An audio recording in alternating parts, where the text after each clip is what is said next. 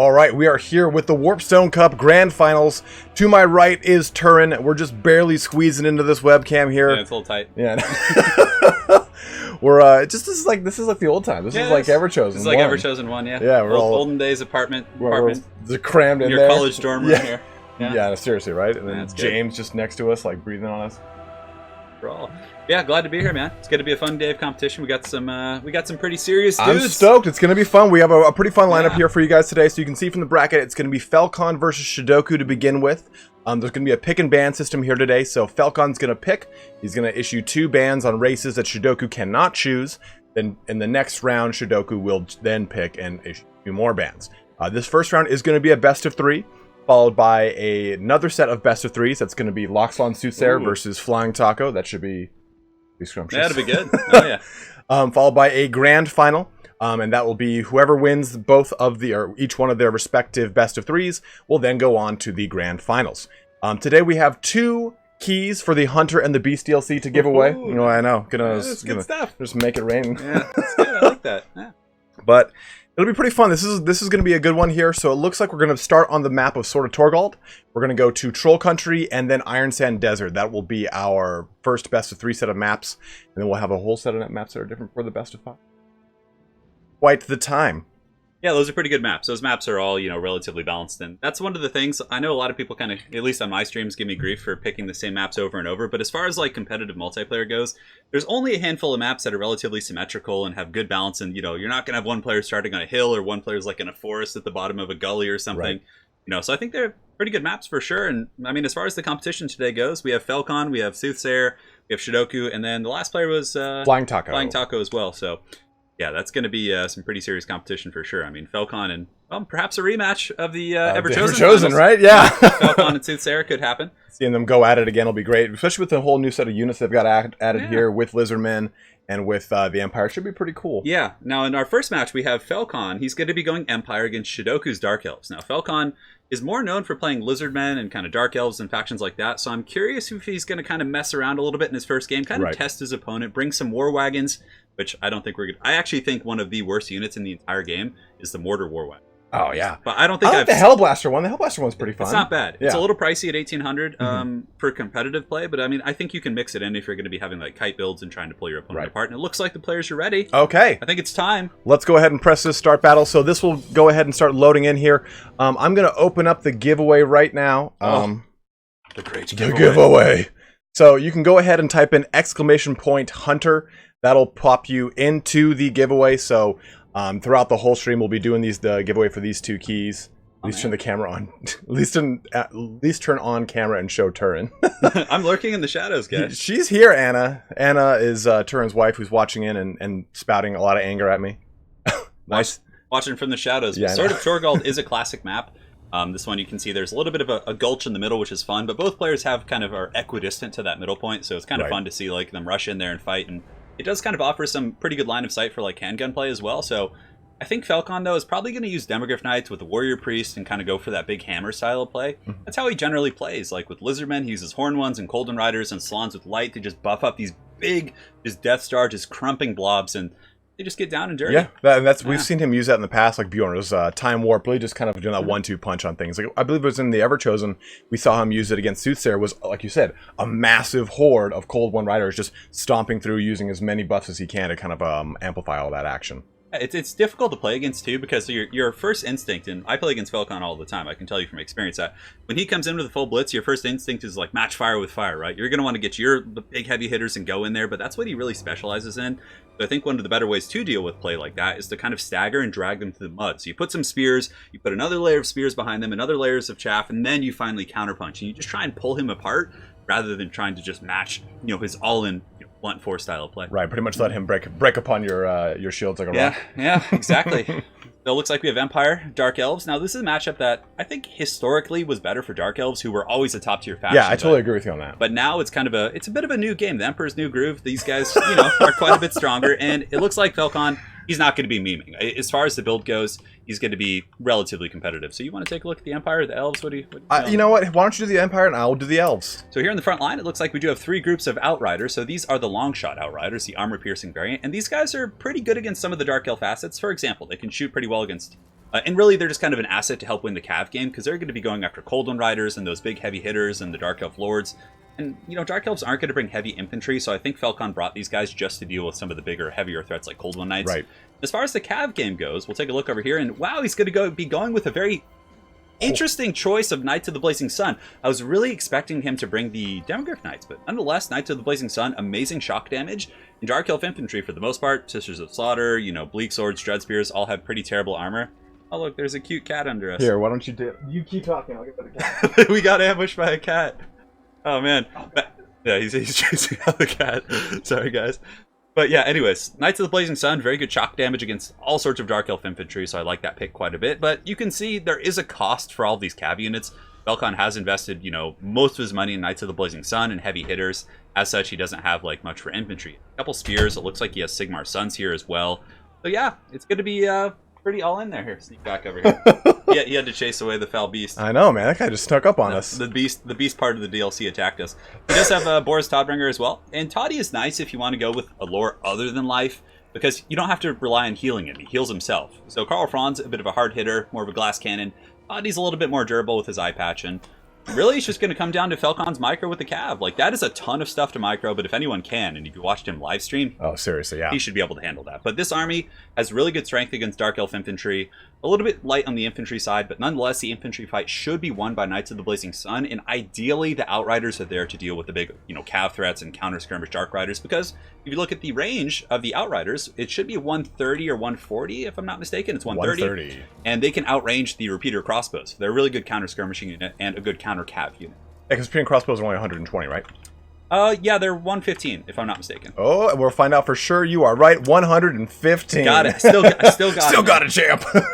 Tell us about these bad boys. So we got 3 whole units of Dark Riders with Repeater Crossbows here, and this is something that actually we see a lot when we see Dark Elf play. Oh, yeah. Typically, you know the Dark Elves to have access to a lot of really good heavy infantry and elite units, but really in the most recent meta, it's been a lot of Cold One Knights, it's been a lot of Dark Riders with Repeater Crossbows, or just Dark Riders vanilla, and using just their base units as nice hold the line. Because, I mean, Bleak Swords and Dread Spears, they can really kind of they're good. Maintain at least. Most Dark Elf players actually don't even bring, from my anecdotal experience, don't even bother bringing the troops. Like, you almost never see Harganeth Executioners. Not at all anymore. Blackguard you see occasionally in niche matchups versus like dinos and things like that, but oftentimes you don't. Yeah, the closest thing I'll see nowadays is the Blades of the Blood Queen, just for that Guardian, and that's, even then, is still very rare nowadays. Yeah. But taking a look at the rest of Shidoku's army here, we're going to be seeing 2 units of Cold One Knights. Now, these are going to be some of the only really good, I guess, threat, you could say, to the opponent's cavalry force. You know, you get a lot of good AP, you get a lot of anti-large here.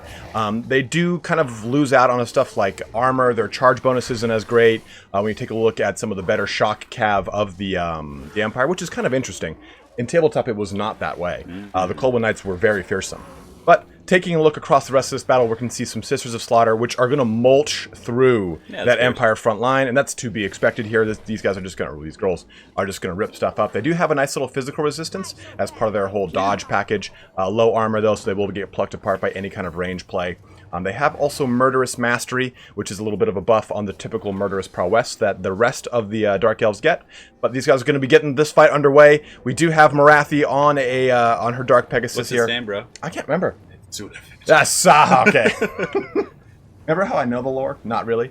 So she also will be having Soul Stealer as her spell here today to help her tank some damage, and a Sorceress of Death with a Spirit Leech on board. Yeah. So let's see how this fight gets underway. We can already see some skirmisher play over there on the far right corner, but this whole skirmisher action is going to be getting down pretty hot and heavy quickly here. We got a Fireball ricocheting down range. Oh yeah, it's probably going to be going after Sisters of Slaughter. Now, Fireball has been nerfed as well. It used to be a really oppressive mechanic, but that's a really veteran play there by Shidoku. One of the only ways to actually efficiently dodge Fireball is to use terrain. So essentially you'll hide behind terrain or dip down a hill or get behind a tree or something, because otherwise Fireball is kind of a heat-seeking missile, and it's very, very tough to just actually juke it. So you can see here the Dark Riders are going to be pushing in, but I think Felkon's aware of this, and he should be able to kind of counterpunch here with his triple Outriders, which actually do outnumber Repeater Crossbows here. And both of these units are actually similar in terms of firing mechanics. Yeah, nice little volley there, doing some good damage, but Outriders can shoot while they're chasing, and so can Dark Riders. So if one of them is on the run, they're not going to be getting value, while the other one will be chasing and pursuing and actually peppering and doing damage. But absolutely. Looks like Felkon's probably going to be also trying to delay the infantry fight for as long as possible, just getting those juicy Rohirrim Knights up there. And even though Knights of the Blazing Sun aren't like an anti-large specialist. They can still do some pretty good work against Coldwood Knights with the support of like Flaming Sword of Ruin and big old Toddy coming in there. But again, Marathi's here as well. Yeah, absolutely. And you also have some Slaanesha's Harvesters here. Yeah. These guys have a really high physical resistance. Ooh, trying to get those Coldwood Knights in there to screen out those Outriders, getting some rune on the Dark Reapers there. Really good move there. I'm sorry, Dark Riders. Really good move by Shidoku, trying to, just like Turn was saying, get some room on them. And a big charge coming in from the Knights of the Blazing Sun right onto those Dark Riders, trying to just threaten that that heavy skirmisher cav play going on. Those are the Slaanesha's Harvesters as well that are a little bit entrenched in that combat. But now we're coming in a big Alpha Strike fight, which is okay for the Empire, but it's actually going to be decent for the Dark Elves because they have the Mark of Pain coming in from Slaanesha's Harvesters, plus Soul Stealer's an amazing AoE effect. And the Empire Knights might be able to win this just through sheer numbers and kind of force of will here, but it looks like a Burning Head's going to be going down from Felkon. And it's going to do a lot more damage to those Dark Riders and those Dread Spears. Actually. Exactly. What the real big target was. Because they have such a high physical resist, getting that good damage into them is going to be pretty necessary. And look at that. We have a Dread Spear unit, we have the Colder Knights, and we have the Slaanesha's Harvesters all just getting tanked immediately by that big heavy engagement. The Terror coming in the fourth quarter was really nice too. And as a matter of fact, that wasn't like a super one-sided engagement there. I mean, Felkon did lose Knights of the Blazing Sun unit. The other ones took some substantial damage, but I think ultimately he came out slightly ahead there, able to really push back all of the Dark Elf mobility, which is going to give his remaining Knights battlefield dominance. Now there's not going to be too much to stop them. The two Coldwood Knights were the roadblock against the cycle charging of these troops. And also another really cool thing about Knights of the Blazing Sun, why they're good in a niche situation like this, is they have magic resist. So against Soul Stealers and Fate of Unas and Spirit Leeches, they're quite durable.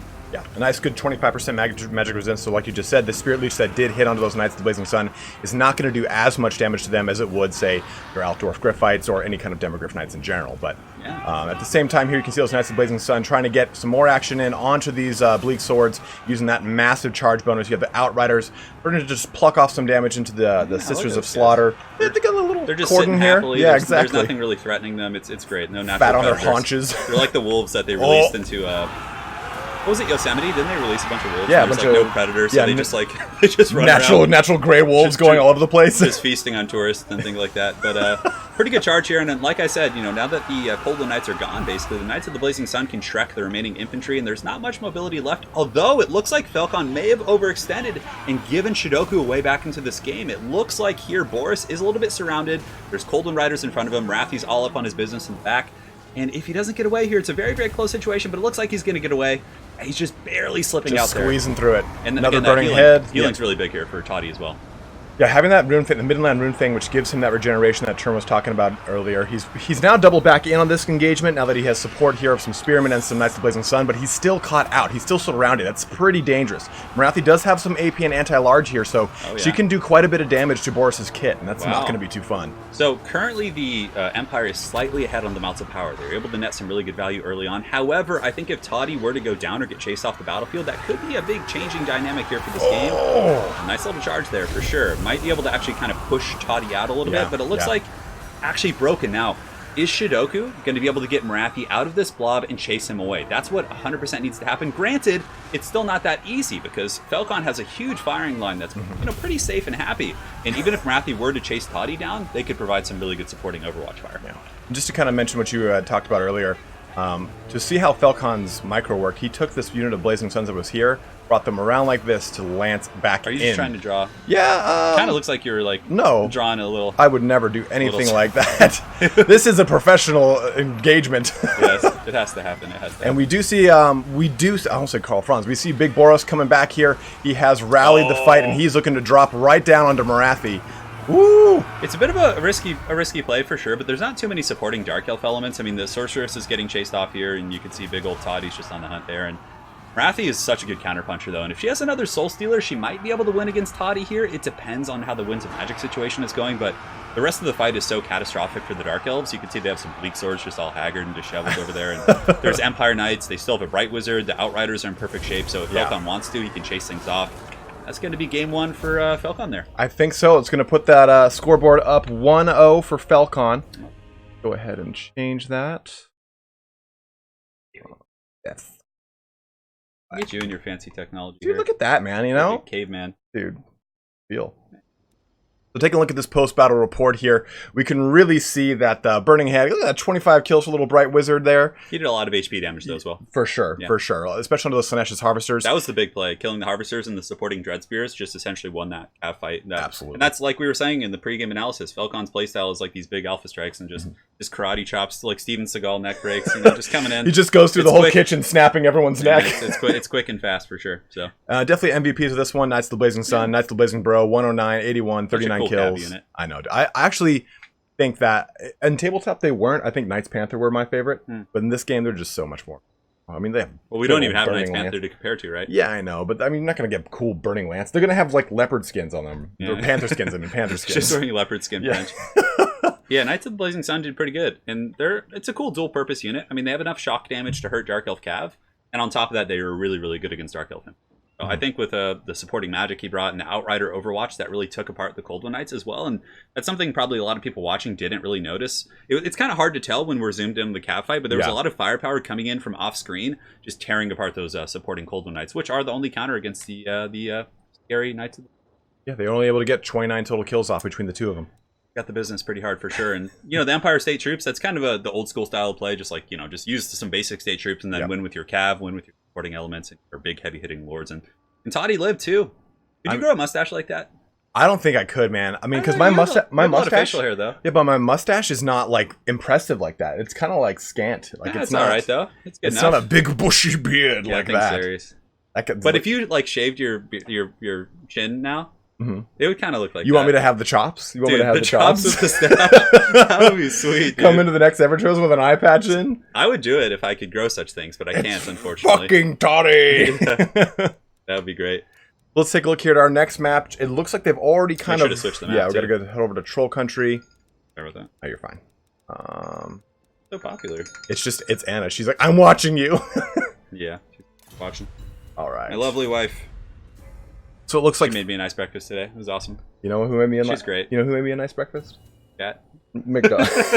Just sitting there with a little chef's hat that is like, what do you want? Pipoo. No, I had a lovely McDonald's breakfast. It looks like we have you had McDonald's? Yeah, man. You eat Mickey D's? Dude, it's just a simple egg McMuffin. You can't go wrong there. Yeah, it was not. All right, so it looks like we're going to be having Felkon versus... I'm sorry. Yeah, of course Felkon versus Shidoku. But Felkon on the Lizardmen versus Shidoku on Norska. This should be a pretty interesting one. In the past, there's some pretty good matchups you could use. Prior to this DLC, you could see... I could see now that... I just see Anna typing. What? I'm not calling you Turnin. You can see that... Or I'm sorry, Norska in the past has had a pretty good matchup with this, where they would take Famir Warriors, you would have Hunters with Javelins, and then a nice front line of Marauder Chieftains. Has that really changed for you as far as what you've seen from this matchup? One of the tragedies of the Hunter and the Beast DLC was the Lizardman assets, because most of them are pretty terrible. Yeah. Razordon hunting packs are really bad. Oh man, they're so bad. They're just bad. I want them to be so good. Their range is like the same as like Javelins, if not a little shorter. I think it's 90 to 90, give or take. So I think so too. So yeah, it's a little bit grim in that respect. So Razordons just kind of suck. The Feral Dread Saurian is a non-factor in this matchup. It's just like a big beast that Norska is happy to hunt. Right. And the last pick, the Power Fist Croc scores are okay. I mean, they could perform relatively effectively against Famir with great weapons, but I still think ultimately there's better options. So I don't think the matchups change too much. Granted, Lizardmen still have a ton of tools here. They can just use Temple Guard. Temple Guard will beat Norskin infantry. They'll beat Norskin monsters. The Slans are really, really strong. I mean, they have a multitude of assets that are very good. You can use Salamanders as well. There's a lot of tools here, but again, knowing Felkon's playstyle, it's good to be a big old cav force just coming in with a wrecking ball and bringing the cry chops everywhere. I mean, there are a couple options. They do have a life slot now, so they can go for more monster-centric builds. Like before, it was like you had a little bit of healing, but now you can really abuse that. You can bring a Skink Chief, you can bring Thunderous One. You just go in deep with the life slot, heal those bad boys up, and generally get some pretty. And some good shield of the old ones too, getting that damage yeah, mitigation. And like you said, you hit the nail on the head. I mean, for Norska, it's going to be Javelins probably, Famir Warriors, Marauder Champions to win the frontline fight, or at least hold, and then maybe Throg. Yeah. I always want to We're on Troll Country. It's fitting. We're probably going to see Throg just because, Shidoku's a champion of the people, as we all know. Oh, we did get a, let me see this here. We got a super chat here from Garland Green. Still, epicness must be rewarded. Thank you very much for the 100 Swedish krona? Krona? I have no idea. It's a beer. I'm not very worldly. Very worldly. Yeah, I try. Oh, and another one from Garland again. A back-to-back. Bring on the lizards and like you, Pez. And, he's saying to like the stream. Yes. Like good point. If you haven't already, make sure you're liking that stream. The drum. Oh, this is interesting. Look at this. So Felkon here with some flying lizards. Wow, a lot of flying lizards. Oh, man. You want to talk about this army? You want to look at the Reskin army? You know what? I would love to. Yeah. So, looking like we're going to see 1, 2, 3 units of Pterodon Riders. One of them being the new regiments of, well, newish regiments of renowned Pahawk Sentinels. Now, these guys do drop the Sundered Armor Boulder, which reduces everything's armor by 30 that it does hit. It's over here somewhere. Yeah. It's fleeing from you, dude. But they do, of course, have Vanguard. Some of the very few units in this army that do have Vanguard. So you can... I love seeing this. I love seeing, like, Vanguard units just starting right on top of each other. Kind of a silly thing, though, isn't it? It's like... It kind of sucks, but you know immediately it's going to change the dynamic of the game. I just mean from, like, an actual battle perspective. Oh, yeah. It's like, we shall vanguard our forces beneath their beds. We'll ambush them below these moving shadows. Yeah, it's kind of funny. Now, it's like Felkon heard you, so we're going to see 1, 2, 3 units of Temple Guard in the very front, a lot of anti-large, a lot of AP with this big boys, charge defense versus large foes as well, so any feral mammoths coming down range, any of those Famirs, they're going to be able to absorb those charge if they're braced. Now, remember, charge defense does negate the charge bonus of things, in case you're wondering. Saurus Warriors with shields, 2 on the left and right flanks. Big Papa. And a Slan Priest of May, or Slan Mage Priest of Light. I thought he might actually bring a Life Slan, considering the Dread Saurian, but I think Felkon knows he's up a game, he's feeling comfortable, so he's going to take a bit of a risk for the people and bring the Dread Saurian, because Norska is a very, very risky matchup, in my opinion, to bring this bad boy. Personally, against Dinos, I always bring a couple Javelins myself, so, I mean, Javelins will tear this beast to pieces. And what's interesting about the Feral Dread Saurian is, if you look at the HP, are there any Mammoths on the Norscan side? Can we take a look real quick? Yeah, I'll take a look. We have 10.4k HP. This is the classic anti-Dread Saurian build. The double giant is so good against the Dread Saurian. But anyways, continue with your Lizardman. Well, I was just going to say, we're going to be looking at Bjorna's Time Warp, Foss Protection, Net of Amontauk, and we also got a Bastiladon with the Solar Engine. So, pretty good. With that, would you like to now talk about Norska since we've looked at them? Yeah, so essentially, I mean, Norska, as far as the infantry goes, is just a mishmash of Ice Horn Marauders and basic Marauders, which is probably just expecting skinks, and they can do the trick of beating skinks, or at least holding their own. Now, as far as the anti-large kit, I'm very, very nervous for that Dread Saurian, and as far as the army compositions go, I think that Shidoku here has a pretty substantial advantage. Granted, you can still lose the game and be outplayed in terms of micro, but the double giant, especially with the cost reduction, is such a hard counter against Dread Saurian. And what does Felkon have against these guys? I mean, yeah, Temple Guard can do the trick, but the Giants can usually just stick on the Dread Saurian and kind of keep it away from the fight at the very least, and it's going to be hard. Throg is anti-large as well. There's a Metal Caster, and as far as spells go, I'm assuming he probably has, like, Final Transmutation. Yeah, it looks like Final Transmutation. And Plague of Rust. A pretty scary kit. Granted, Felkon has a couple tools. The Pterodon Riders do throw little, like, javelins, so they can poke the giant down, and there's no healing for Norska, which is cool, but again, Shidoku has Marauder Horsemen, he has javelins, he should be able to keep these guys at bay, if not kind of a beast, poking. But, yeah. I don't know, the double giant is so good against the Dread Saurian. If Felkon's able to win this, that's going to be pretty legendary for sure. Yeah, I mean, it already looks like we're going to get a sneaky Final Transmutation popping in here from this Shaman Sorcerer. I'd be surprised if he used it this early. I mean, I think Felkon is a good enough player that he'll see it coming and he'll split his forces. I think typically you want to wait for a little bit of a blob, and this is a scary situation. Oh, he's going to net him. Yeah. So he's going to go in maybe with a Dread Saurian and try and snipe him. That net might not end up being worth it. I think he was just kind of tickling the pickle to see if he could get in there, but Temple Guard will at least get in there. Maybe do something. So I was wondering what he was doing with the Shaman, but it looks like he was just looking to juke out the Bastiladon here with Solar Engine that was focusing mainly on the Shaman initially. I think what he was doing was he was trying to get the Final Transmutation on the Slan and the Dread Saurian and the other guy who were standing side by side in case Felkon wasn't paying attention. So we have a blob fight here now. The Dread Saurian versus the Giant. The Dread Saurian has some really clunky attack mechanics. Yes. And the Giant, although, a bit of a mistake here from Shidoku. He lets Throg and the Giant get fully surrounded by just a wrecked Temple Guard here to have the Time Warp. Yeah, with the Time Warp coming down here, it's going to help out with their melee attack on all of those Temple Guard here. Or of Quetzal as well, with their melee defense and their armor going down. Now with Banishment, that just wildly missed this unit of Hunters with Javelins over here. But things are going pretty heavily. I mean, you do have a lot of range damage that's now going to start getting poured onto that Feral Dread Saurian. The Dread Saurian. A Final Transmutation popping onto him as well. Ooh, Shield of the Old Ones countering it. Man, this thing's all over the place, pushing out and towards the Shaman Sorcerer of Metal. The trailer. I know, it's like they're just chasing it down, like, run! Unfortunately, I think Shidoku has many elements that could be very good against Felkon's army, but he's kind of having some really suboptimal plays here. Yeah. He has Throg and 2 Giants just standing idly amongst a horde of just angry Temple Guard, all of whom have anti-large. Whereas they could be pulling back, they could be chasing the Dread Saurian, but now I think Felkon's Dread Saurian is actually going to probably... Yeah, he's feasting on Throg's soul for sure, and I don't know if Shidoku can win after making those substantial blunders, because he just let the Giants get mulched, and they don't need to stand there. They don't. They can wade through the Temple Guard and just attack the Dreadsaurian. They can relocate. And, you know, the Lizard army is much slower. He can kind of dictate the pace of the battle, but it looks like he just kind of, you know, march into the grinders. Yeah, I mean, we can see in the back here, the Slan's going to kind of get a little attacked by these Marauders, but, and the, what's it, Asus Savagery? Those are the Mouths of Savagery, the Armored Skin of Power, yeah. Indeed. But, I mean, like you said, you've already got one giant fleeing. Throg is being chased down by these... Throg's not coming back. Yeah, that's why Felkon brings these. Out forever. That's why he brings the Pterodon Riders. Among other things, they do give you steady DPS against giants and threats like that. And you don't, even against Vermeer, but I mean, they don't have that. But yeah, I mean, at this point, I don't think Felkon can lose, because there's no answers for his Temple Guard. The Temple Guard are going to be able to just tank everything out, and ironically enough, even though we made fun of the Dreadsaurian quite a bit, it's going to win now that the main predators threats are gone. Exactly, it's like you remove the threat to the predator becomes, you know, alpha. And at this point, I just don't know what he can do. Yeah, Temple Guard, look at that. No, I mean, look at it. He's fully erect. He's still above 50% health, just barely at least. He's got two nice full units, or three so good health units of Temple Guard going in here. Yeah. He's dropping Bjorn's Time Warps down. He's dropping Quetzal. Like, on the ground, all shameful. A bear never leaves home without his armor. I can't wait. I hope they eventually add the bear cab from Kislev. Dude, if they do, that joke is going to be made ceaselessly on my channel. Yeah, it'll be good then. Sure. No, absolutely. Look at the giant. He just got his like clown pants on. He's so sad right now. Yeah, but nonetheless, I mean, this is like the force multiplying power of the Lizardmen here is so good with that time warp. And also the Slan has a new passive, which is really cool. So whenever the Slan casts something with Exorcism, it's not Exorcism. I mean, it might be called that, but basically what it does is it actually gives your entire army immunity to psychology whenever you pass. Yeah. So, for example, the terror of this giant isn't really going to be a factor. Yeah, look if they didn't take that lore attribute or light. He decided not to take it, but nonetheless, it could be okay against Norska, who has a couple terror-causing monsters, but he was probably really pinching pennies and needed to get something else, so he just had to pretty much cut whatever he could. But it actually looks like, you know, as far as the bounce of power goes, it looks like Norska is slightly kind of ebbing their way back in, and that's the reason why, because Throg is healing, he's back. Felkon wasn't able to chase him off the field. It looks like the Beast of Tashnar might have been able to peel off for Throg or something, and also the other giant's back. So there is a fighting chance for Shidoku, even though I think it's pretty slim.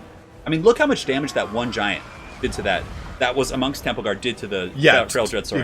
Exactly. I mean, we were taking a look at it, it was at 60% health. Throg's throwing up. All over the place. Hitting that failed didn't really do as much as I thought it was going to do. He needs to get back. Yeah, Throg needs to like have some help. Nope, he's like, nope, screw this shit. Oh, got this little lonely giant coming in. Oh, but the giant's getting shot also by the battery in the back, which is doing some pretty good work. But the Dreadsaurian, it looks like he was buffed by something. I'll serve the Dreadsaurian real quick. And see Frost protection coming in there. Frost protection. Beast of Tashnar here probably will break off the Feral Dreadsaurian if those are the Beasts of Tashnar. It depends. If they're regular hounds, probably not. No, they're just regular hounds. It might be enough. It might be enough. The Dreadsaurian is very armored. Oh, Throg coming in with the steel chair. Is he going to get him? Is he going to get him? 1200 HP? No. Oh. Looks like Throg is a shame to his family. His parents don't even like him. He's done. Javelins might finish off this big dino, though, but it's too little too late from Shidoku. Yeah, at this point, though, I think Shidoku's just trying to get a little victory in there, trying to kill that big bad boy. For the most part, Army Loss was kicking in, and there it is. Just that initial engagement was so catastrophic. Yeah. Like, leaving those two giants, just letting them stand in Temple Guard and a Dreadsaurian, it's just like, no. I think that's the big thing there is, like, Shidoku saw that opening, okay, I'm going to jump on it, and then, like you said, he just immediately got those... Zing! He got all his three, like, biggest threats to that Saurian shut down quickly. Yeah. And on top of it, you know, if with those giants where they were properly supported by the Norskin Marauders, into those Temple Guard, they would have stood a better chance. Instead, they just kind of got, like you said. And even if they do lose their support, you just run. Yeah, you just fall back, you know. Path right through them. You fall back with your javelins and other tools like that. I think maybe bringing one more sustainable infantry choice could have been good, like one Marauder champion with great opens. Could have been nice, just as a tech pick against Temple Guard. But nonetheless, Felkon would probably just banish it or something. But yeah, I think there was a couple variables in that initial fight that just lost him the game. And he still almost like kind of clawed his way back despite that. That's just proof about, you know, how good that build was against Norska. And one thing you've mentioned quite a few times in the past is that when you have these single entity units fighting and you get these non-single entity units like the Temple Guard surrounding them, they're going to, you know, as their attack AI kicks in, start to attack the Temple Guard and not the Dreadsaurian. So even if he was to have stayed in that engagement, he has to keep attacking. You can tell that they kind of diverted away from the Saurian into the Temple Guard. The Great Beast survived. The Dreadsaurian got 39 kills, which isn't bad, but it was mostly attacking single entities. like. But as far as competitive picks go, if you are going to use a Dread Saurian, which it is actually okay in a couple matchups. Yeah, I mean, it's okay better than we originally thought, I think. It's okay against Bretonnia. It's okay against Chaos, and it's also decent against Vampire counts because it's a big scary monster, and all those factions struggle with such things. Right. But nonetheless, I mean, the Feral Dread Saurian is the way to go. It costs 2,300 gold compared to the other ones which are like 3,000 plus, and they're not that much better. Exactly. So 3,200 and 3,800 respectively, I think. Yeah, 32, and the Shredder of Lustria literally costs like a house mortgage. So it's so expensive. It costs like a fourth of your entire army. Yeah, and you get like some slightly better combat stats. The HP pool is the same. The damage isn't that much better. It's kind of a weird thing for sure. So yeah, Felkon with the 2-0, man. Yeah, so let's go ahead and pop over here. We're going to switch over here back to the bracket. You can see our lovely faces. Look at that. We're going to be getting Shidoku and, we're going to be getting Soothsayer and Taco in here. Let me fix this bracket real quick. Cute. Dark Lord advancing to the finals. That? No, that's what I said. Oh, okay. I thought you were reading it. Like your vocal inflection was like you were reading. I'm like, huh? Who said that? Who would dare say that? Good stuff. Faust with his 2... That's a pound, right? That's not a euro? That's a pound, yeah. Yeah. It is some poundage. $2 poundage from Faust, pounding both Turn and he's asking you a question. Quick one. I need some advice. What is best in life? You hear the lamentation, or I can do it if you don't. No, wait. I gotta remember it. I was asked this yesterday. Oh, so you cheated? No, I just knew it. Yeah. To see your enemies driven before you, hear the lamentations of their women. The cries and lamentations of their women. It's to crush your enemies. Oh, to crush your enemies, see them driven before you, and hear the lamentations of your women. Yeah, there you go. I always forget that first one. Yeah. To crush your enemies. Dude, have you seen The Destroyer, the second? Yeah. I've seen all the Conan movies. But, like, what do you like more, Conan Barbarian or Conan the Destroyer? I like the first one. Yeah, the first one's, like, hands down the best. It has James Earl Jones as the main villain, remember? Yeah, and he turns into a snake. We're just like... Yeah. Then he punches a camel, too. In that dude, one. Yeah. You realize that he has got, like, no lines? Yeah, there's not many. Yeah, he's got, like, 3. Like, he's early. like, crawl. It's perfect for early Arnold. Exactly, early Arnold. Yeah. Not good enough. Sorry, Faust. I let you down, man. I don't know what I did to my hair, to answer your question. It's just wild. I woke up, like, maybe, like, I don't know, pretty late, and I had to rush. I just got in the car. Let's go, Jim. So TlaxtlanSoothsayer is also a very big fan of the Empire, which means some brave sons of Sigmar. Indeed. Maybe joining us once again on the battlefield, which I would like. Although, I would be very eager to see some wagons, and if anybody can win a competitive tournament game with wagons, it's going to be TlaxtlanSoothsayer. You think the mortar wagon? You think that's what he's going to bring? That's above, no, I mean, no.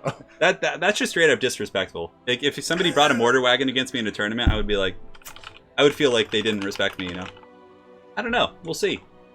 See what he's going to bring. All right, so it looks like they're going to be doing Beastmen versus, TlaxtlanSoothsayer, like you said, on Empire. Yeah. And then FlyingTaco will be playing on the Beastmen. We're going to be on the Sword of Torgvald map. Torgvald. You guys are. So they're just picking their armies right now. It's a cool quest battle. That's the quest battle with Norska. That's for Franz? Wulfric. Oh, Wulfric. Okay. That's where Wulfric the Wanderer comes to Bretonnia to get his sword. He's like, yo, man. Dude, I'll be honest. I think I've played, like, going through my Gelt campaign, I think I've played, like... I think that's the most quest battles I've ever played. Yeah. I never really get a chance to play the quest battles because I'm always like, well, I don't want to do this. It's going to send me so far out of what I'm doing right now. Well, usually you can teleport to it. Yeah, because when I was first doing them, remember you couldn't teleport? In 1, you couldn't teleport? I don't even remember that. Oh, like the first couple months, you couldn't teleport. And then they added it in, and I was like, shit. Well, I'm going to take my character all the way up here and run all the way down there. It was miserable. I hated it. Reason. Now, as far as this matchup goes, there's a couple of variables here. I wonder how Sooth is going to play it. I think how Soothsayer will play this, get to play with a Demogryph Knight Hammer with a Terror Goon Squad. Mm-hmm. It's very hard to protect a back line against Beastmen, because oftentimes they vanguard right in front of you, which will mitigate the effectiveness of missiles and artillery, so that's not really a good idea. And going with an overload of firepower is too scary, because they're fast, they can swarm, they can really crush state troop front lines very quickly and get into the back line. So I think what Sooth will probably do is, maybe he'll mix in some elite troops, like some great swords. I don't know, there's a couple ways. He could go very elite, like 3 great swords, 2 Demogryph Knights, Terror, like just run around and just kind of terror out and hammer the Beastmen. Or you could go for, just a very weak front line with a huge cav corps with pistoliers and out skirmish, out maneuver with the cav units and just like grind them down. I don't know. It's a hard one. What we saw in previous qualifiers with this exact matchup actually was that exact situation. We saw 2-3 units of pistoliers. Yeah, pistoliers are really good here. We saw 2 units of knights and 2 units of blazing knight or knights of the blazing bro. with a warrior priest. I think And Sooth that loves was those guys. He Yeah, loves and that the was Blazing Sun. how he kind of made this moving goon squad amongst like 3 or 4 just state troops. That's probably what he'll do. He'll probably have like 4 spearmen and then like 2 Knights of the Blazing Sun, Royal Fights, and a bunch of Pillars and Carl Franz, maybe. Yeah. I think it could be pretty good. Yeah, and I think it's a really good answer here. I mean, Beastmen, they do have Centaurs, and Centaurs can get pretty hot and heavy all over the place. But I think that there's such a huge... One thing about the Beastmen, the Greenskin, and the Empires, they're such a kit army. You have so many options. And at the same time, that's a great thing. But when you have 2 kit armies against each other, I mean, I personally get a lot of analysis paralysis. Like, is he going to take a big great swords front line? Or is he going to take a big cav front Empire line? has a lot of tools, for sure. Yeah. I might slightly disagree about Beastmen being a toolbox army, because they have like 1 range unit. They have, like, That's a good point. That's a good point. They have Ungor Raiders, and they have like 1 cav choice and Centaurs, and like mainly you kind of know what's going to come every game. I mean, yeah, they can play like defensively with like Cygors and things like that, but for the most part, like, oh, looks like FlyingTaco's ready. Soothsayer might not be ready yet. But, Come on, Sooth. But yeah, some ever-chosen he is. yeah, I mean, Beastmen do have some pretty good variants, though, in terms of like some picks. So you're right in some respects, for sure. I mean, the pigs, oftentimes you're going to see Razor Gore herds to stop Empire heavy cav, because they have good mass, they're dirt cheap, they have good AP, they can crump greatswords too, so it covers like to both bases. But yeah, I think Sooth will bring like a mobile army with weak infantry, Pistoliers, Knights of the Blazing Sun, Royal Fights, and Carl Franz, maybe. Franz is such a world beater. Unless he wants to go with a different Lord Magic, then he'll bring Toddy, but I think Marcus is too risky here, because Marcus needs a front line. Because Marcus, like, isn't that fast. He has like 34, 36 speed. So if he's on foot and the Beastmen catch him, he's not going to get away, most likely. Even so with the fleet foot thing, doesn't have I don't that know. much. Unless you really build around it, like you could build around Marcus, just bring a bunch of halberds, flagellants. That is the other school of thought I was meaning to talk about. Another way to play against Beastmen is to bring like a very unbreakable core. So you bring like flagellants, Tattersouls, Sigmar Suns, and then you bring like a cav core behind them, and like you have an unbreakable front line, and you can actually hold the Beastmen back. Yeah, because those flagellants can do a lot of damage. Yeah, the damage output's not bad. They die very quickly, but really they just hold things in place and can allow a character like Marcus to shine. So I don't know. It'll be interesting to see, man. Yeah, I mean, think about something. Totally blanked out. Right there. You just black out. Yeah, right there, I was dude. like, yeah, flagellants, cool. No, it's fair play. You gotta switch to the battle screen too. Yes, we do. Yeah, there we go. There we go. Good at it. Good. So they're going to be setting their armies up here real quick, and we're about to go As through expected. them. The mobile cav core from Soothsayer with a couple Pistoliers, it looks like, or Just some state troops holding the then line. state troops, yeah. Just brave Sons of Sigmar. I love it. The brave Sons of Sigma, and then the I know Beastmen. I know you love Beastmen. Since I have you talk about these guys. Yeah, sure. So, looking at this army as it starts to get set up here, we can see some Bestigors in the very front line here. We're going to get some good AP action coming out of them. Now, I guess you could say these are your most elite unit of any type of the Gore, Ungor, Bestigor, and Gore herds. Yeah. On the left and right flanks, we're going to see 2 units of Razor Gore, and like the Baconators, as Turn likes to call them. And as Turn exemplified earlier, these guys are going to be really great to just threaten against great swords, any kind of cav. They're really cheap. They do have some good AP on them. Now, quick question before you continue. If you could ride any mount in the real world, so like any creature you could domesticate... From Warhammer World. No, like in the real life. Anna and I had this conversation last night. What would you ride? Like if you could tame any wild beast that is normally not something that you could ride as a steed. For me, I was like, I want just some 600-pound Polish hog, like some big war pig. Yeah, I was going to say, you probably want a warthog. What would be your choice? I don't know, man. A tiger. A tiger? Yeah, dude, those things are fucking huge. No, a liger. Yeah. Even though it's got a short life expectancy, but it's massive. That or just like some sort of like polar bear. Oh my god. Anyway, sorry. No, you're fine. Well, we were talking about pigs, so I thought it was fun. It's a fitting time to bring that up, if any. We do have a lot of Centaur play. It looks like we're going to see 2 units of normal and 2 units of great weapon. A nice big Vanguard play here with the Ungor Spearmen, and normal Ungors are through the main little valley. That's here. All you need, man. And then, we also have the Butchers of Kalkengard, which brings some... Unit. Dude, I think they're the best Minotaur unit in the game, because they're the Regiment Renown units. No, they are actually the best one. But I like the fact that they give regeneration. That was what I was really getting really at. big. They also cause terror. Normal Minotaurs cause terror? Oh, they do not. But these ones do. Yeah. So cause terror, they also have their generation. We're going to see a Morgur Shadow Gave, not Shadow Grave, as I like to say it usually. Then a Brave Shaman of Beast with the transformation of Cadon and Flock of Doom. Yeah. It's a solid Beastman army. I mean, it's pretty standard against Empire. You bring crappy infantry for the Beastmen, and you contest the cav game using pigs and Minotaurs, and I don't know if there's any Centaurs lurking, actually, so maybe invest in... There's 2. There's 2 Centaurs? Okay. I'm sorry, there's 4. So it's 2 normal and 2 Great Weapon Centaurs. Okay, it's interesting. It looks like you put the 2 Great Weapons on the same side, but... Yeah, it's a really good army from FlyingTaco. I think it has all the tools. It's really just going to come down to control. Now, for the Empire, it looks like that's the glorious Emperor of Mankind up there in the This guy, it's going to be the Franzia himself. Franz is a really good character. I mean, he's probably going to be going after the caster. I mean, he's a really good sniper. 490 weapons. A little more glass cannon-y. Golem Raz, slightly. I mean, his stat lines don't really infer that, but the fact that he doesn't have regeneration is really the big variable. So typically, you kind of pigeonhole yourself into bringing in a light caster, which is fine. He's an absolute monster.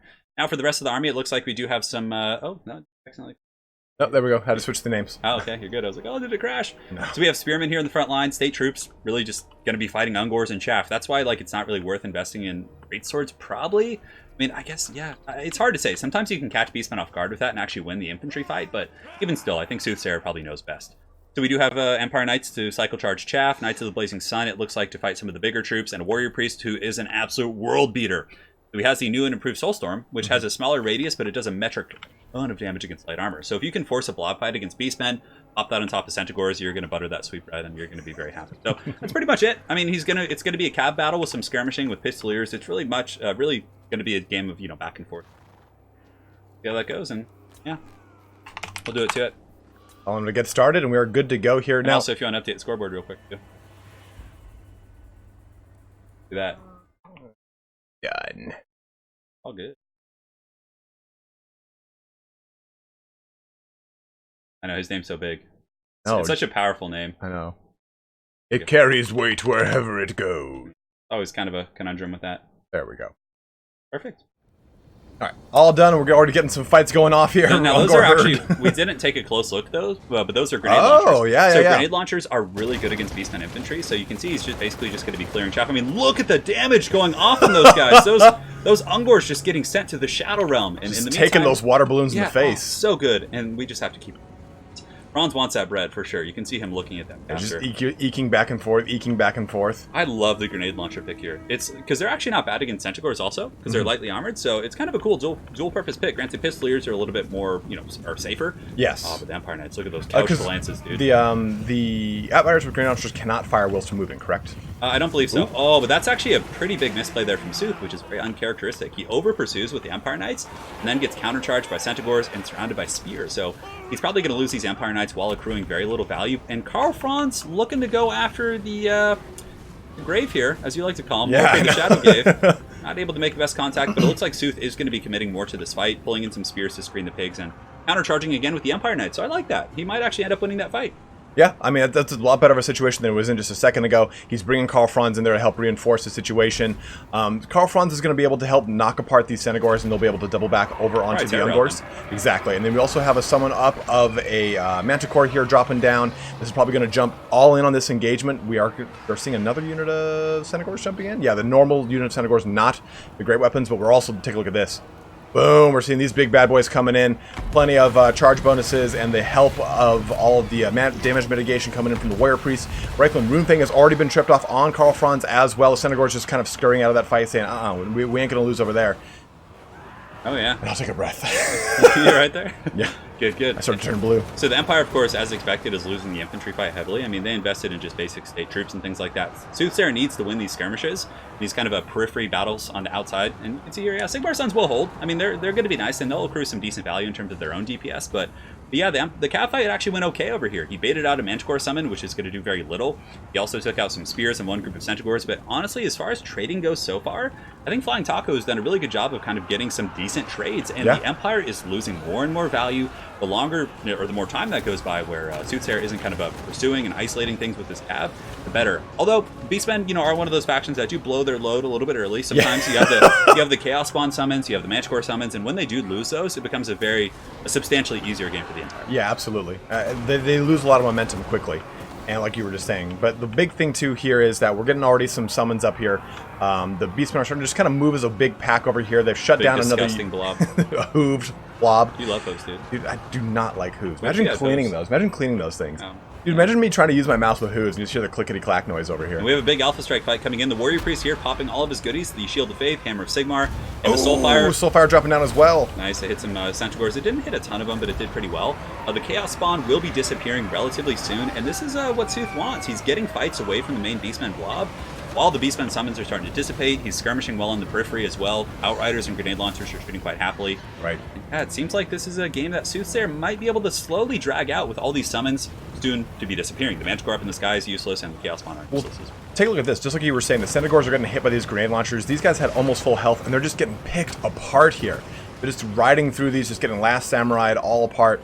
This whole fight is kind of going crazy over here as Sooth has kind of withdrawn from it a little bit, putting more pressure onto this unit of Centaur. He kind of does this when he does this Empire Beastman play. He'll take this big, huge mass, and he'll just kind of solo things down one at a time, and just kind of take them apart. It's so hard to fight the Beastmen head-on for the Empire. I mean, you can contest the front line with greatswords, and then, so you bring greatswords, it's kind of like, you know, a chess match, right? You have your greatswords, like, oh great, now I can win the front line with the Warrior Priest, but then you're going to lose to the pigs and the onslaught of Centaurs and Chaos Spawn. Like, it's so hard to hold that front line.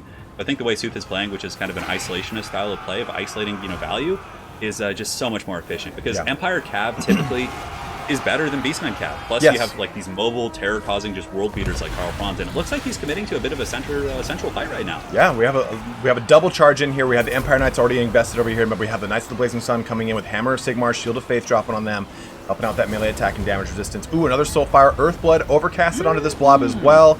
Everything, like you just said, all in fight. Karl Franz trying to just jump out of this fight. He was getting a little surrounded by the Butchers of Kalkengard, which have come back over to this direction into the Knights of the Blazing Sun.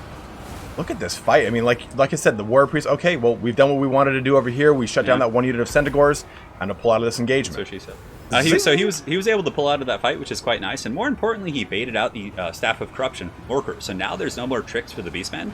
Both Manticore summons are used, so you know there's really not going to be any magic coming in. And Karl Franz looks quite happy, and you can see the balance of power looks a little bit deceiving. Once those like summoned units disappear, it's going to be a very different game, and I think that Karl Franz really going to be able to just run shop, because you can see the Centaurs are so beat up right now. The only high mass unit aside from the Centaurs is really Minotaurs. I mean, the Chaos Spawn will be disappearing in a matter of seconds. So it's going to be really tough to stop Karl Franz. I mean, the Butchers of Kalkengard are probably the biggest saving grace, I think. Those guys are a roadblock, man, and they regenerate, and they're in it for the long haul. And Centaur's over pursuing here, so Sooth is going to turn and kill them 100%. Then he's just going to pull back and keep doing that. Man, really, really good stuff. They should get terror routed and chased off here. Yeah, like you were saying with the Butchers of Kalkengard, they probably don't at this point now, but they have 12, so they still have full models, so they can regenerate back up to full and still be just as if the game just started. So that's the nice thing about those Butchers are. Good and tasty, dude. They got some wheels that can get some range on things. A nice little flock of doom dropping down here, trying to mitigate any kind of action they can. The Centaurs get completely, they got dunked on. They got filleted. There's only 11 models left, and it's still a close game, actually. Morker is very, very tough to kill, and the Butchers of Kalkengard are going to be a huge pain in the butt to kill. There are a couple spears left. So, I mean, you know, eventually Sooth is going to have to go in. Once he runs out of ammo, he's going to have to go in and fight, and those Minotaurs are going to be waiting. But really, it's going to depend on the Franz charges. There's still a Warrior Priest. I mean, there's so many tools left for the Empire, and they're just doing such a good job chasing down these routing units. Yeah, and I think that's one of the big things that makes Sooth such a really good player, is that he has that mind for the board as a whole, right? Yeah. He's not just focusing on the engagements, he's focusing on the engagements going to happen 2-3 engagements from now by shutting down things that could be coming back, using skirmisher units. Like, I mean, you've got his units out here just shutting down Centaurs, his Warrior Priest involved in it, getting whatever kind of one-up he can, because those are units that he doesn't have to fight later. And especially when you take a look at an army like a Beastman, Greenskins, or Skaven, you deal with a lot of units coming back and forth because of their low leadership. Rat people coming back and forth. So yeah, chasing these bad boys off, definitely quite valuable. And now I think Taco knows that he's not going to be able to catch him, so he's like, all right, I'm just going to kind of hang here with my spears and my Minotaurs, and when you're ready, you come in and you bring your cav and we'll go fisticuffs. You bring your shiny calves and we'll see what happens. You remember Joe Dirt? Yes. So what was the quote he says when he's like, he gets beaten up in the beginning, like in his like office, and he's like, I got Jack Johnson and Tom O'Leary. Is that what he says? Yeah, Jack Johnson, Tom O'Leary. I got that. It's like a really obscure reference. Mike check 1-2, left and right. Yeah, it's pretty good. Tooth here has been able to rally a couple of troops. Believe it or not, some state troops are still alive. So we have Sigmar Sons, it looks like, some Flagellants. And I think he's just going to prepare for a big old, cockfight here. He's going to send those guys in, and once they're in position, he's going to go for the caster with Franz. You always want to save Morker for last. He'll either go for the caster or the Minotaurs. Right. I mean, you might as well get as many advantages as you can with trying to tank his leadership by completely surrounding him, having no other supporting factors in there, just killing him as fast as you can. What's really nice for FlyingTaco, though, is the fact that the Minotaurs, the Butchers of Kalkengard, since they do cause terror, they actually can't be terror routed, whereas regular Minotaurs could. Right. So they're going to stand and fight to the bitter end for the most part, which is going to be huge. The Warrior Priest still cleaning up scraps. Sooth's just being very methodical, chasing off everything. It looks like he's coming in for this round. He might have someone's magic left. What spells does he have on that Life Wizard? Does he have a Dwellers Below or anything like that? No, he just has Earthblood Just and Regrowth. He does have a Power Stone, but that's it. Power Stone. He's probably already used that, I would imagine. So at this point, Franz is just waiting overhead and, you know, just waiting like a vulture to strike at the prey. Seriously, just herring over his soon-to-be-dead target. Yeah, state troops are going to be surging in here, so the Spearmen are going to be taking a full charge, actually, which will probably break them instantly. Bestigors have a really good charge bonus as well. Flagellant's coming in, and now the really big thing to keep an eye on here is the Franz. So the Franz is going to be coming in, and where is he going to choose to go? Knights of the Blazing Sun getting a charge, and they also do fire damage, which means they're going to do bonus damage against the Minotaurs, who are weak to fire because they regenerate. Exactly. Ooh, Soulfire's coming down. Yeah, I think Sooth is going to get this. Like, the Minotaurs took a ton of shock damage from that fire. Oh, man! Good and tasty. And Karl Franz is just going to karate chop those characters. Stand your ground, right from Runefang, Galmaraz, look at all those Sigmar, Blood, everything. Erect buffs. Dude, he is engorged right now. His bicep vein is bursting through his armor. You can tell for sure. Yeah, he's got the Carl Weathers handshake going on there, and that's going to be it. The Beastmen just get crumped. Man. Weathers handshake. Yeah, man, that's a clap. But yeah, I mean, that's another variable I forgot to mention is at the Knights of the Blazing Sun, the fire damage is really good against Butchers. It gives you an extra 22% damage on top of their already incredible damage. I always forget that regeneration causes fire weakness in this game. It does. But, like, you know, just like you said... The Imperial Steel Chair, I like that. That's pretty good. It's like a throne. Yeah, I know, exactly. Like a giant, like... Exactly, like just breaking it over his head. Yeah, good. So, like we were talking about... That was a great game, though. Taco played awesome. Oh, yeah. I mean, Taco did a really good... That initial play with, like, the Senegors baiting things. Dude. Yeah, it was really, really good. It was a close game. Like we were talking about, though, Sooth just kind of used his mobile cab force to his best advantage. He had the 156, 55, 91, 132 kills in these bad boys in conjunction with that Warrior Priest just going hot and heavy all over the place. Torgvald. Karl Franz slapping things with Galmaraz. Yeah, it was a good game. I mean, he baited out all the summons. You can't really... Taking the Beastmen on head-on is so hard because all the summons and supporting elements they get with like Chaos Spawn, it's such a pain in the butt to fight them then. You have to just bait them out, pull out, and then re-engage once they're weaker. That's what she said. Yeah, exactly. And, you know, isolate those foul, filthy beasts. You're cunning and Imperial savvy. So now we're going to go into game 2, it looks like.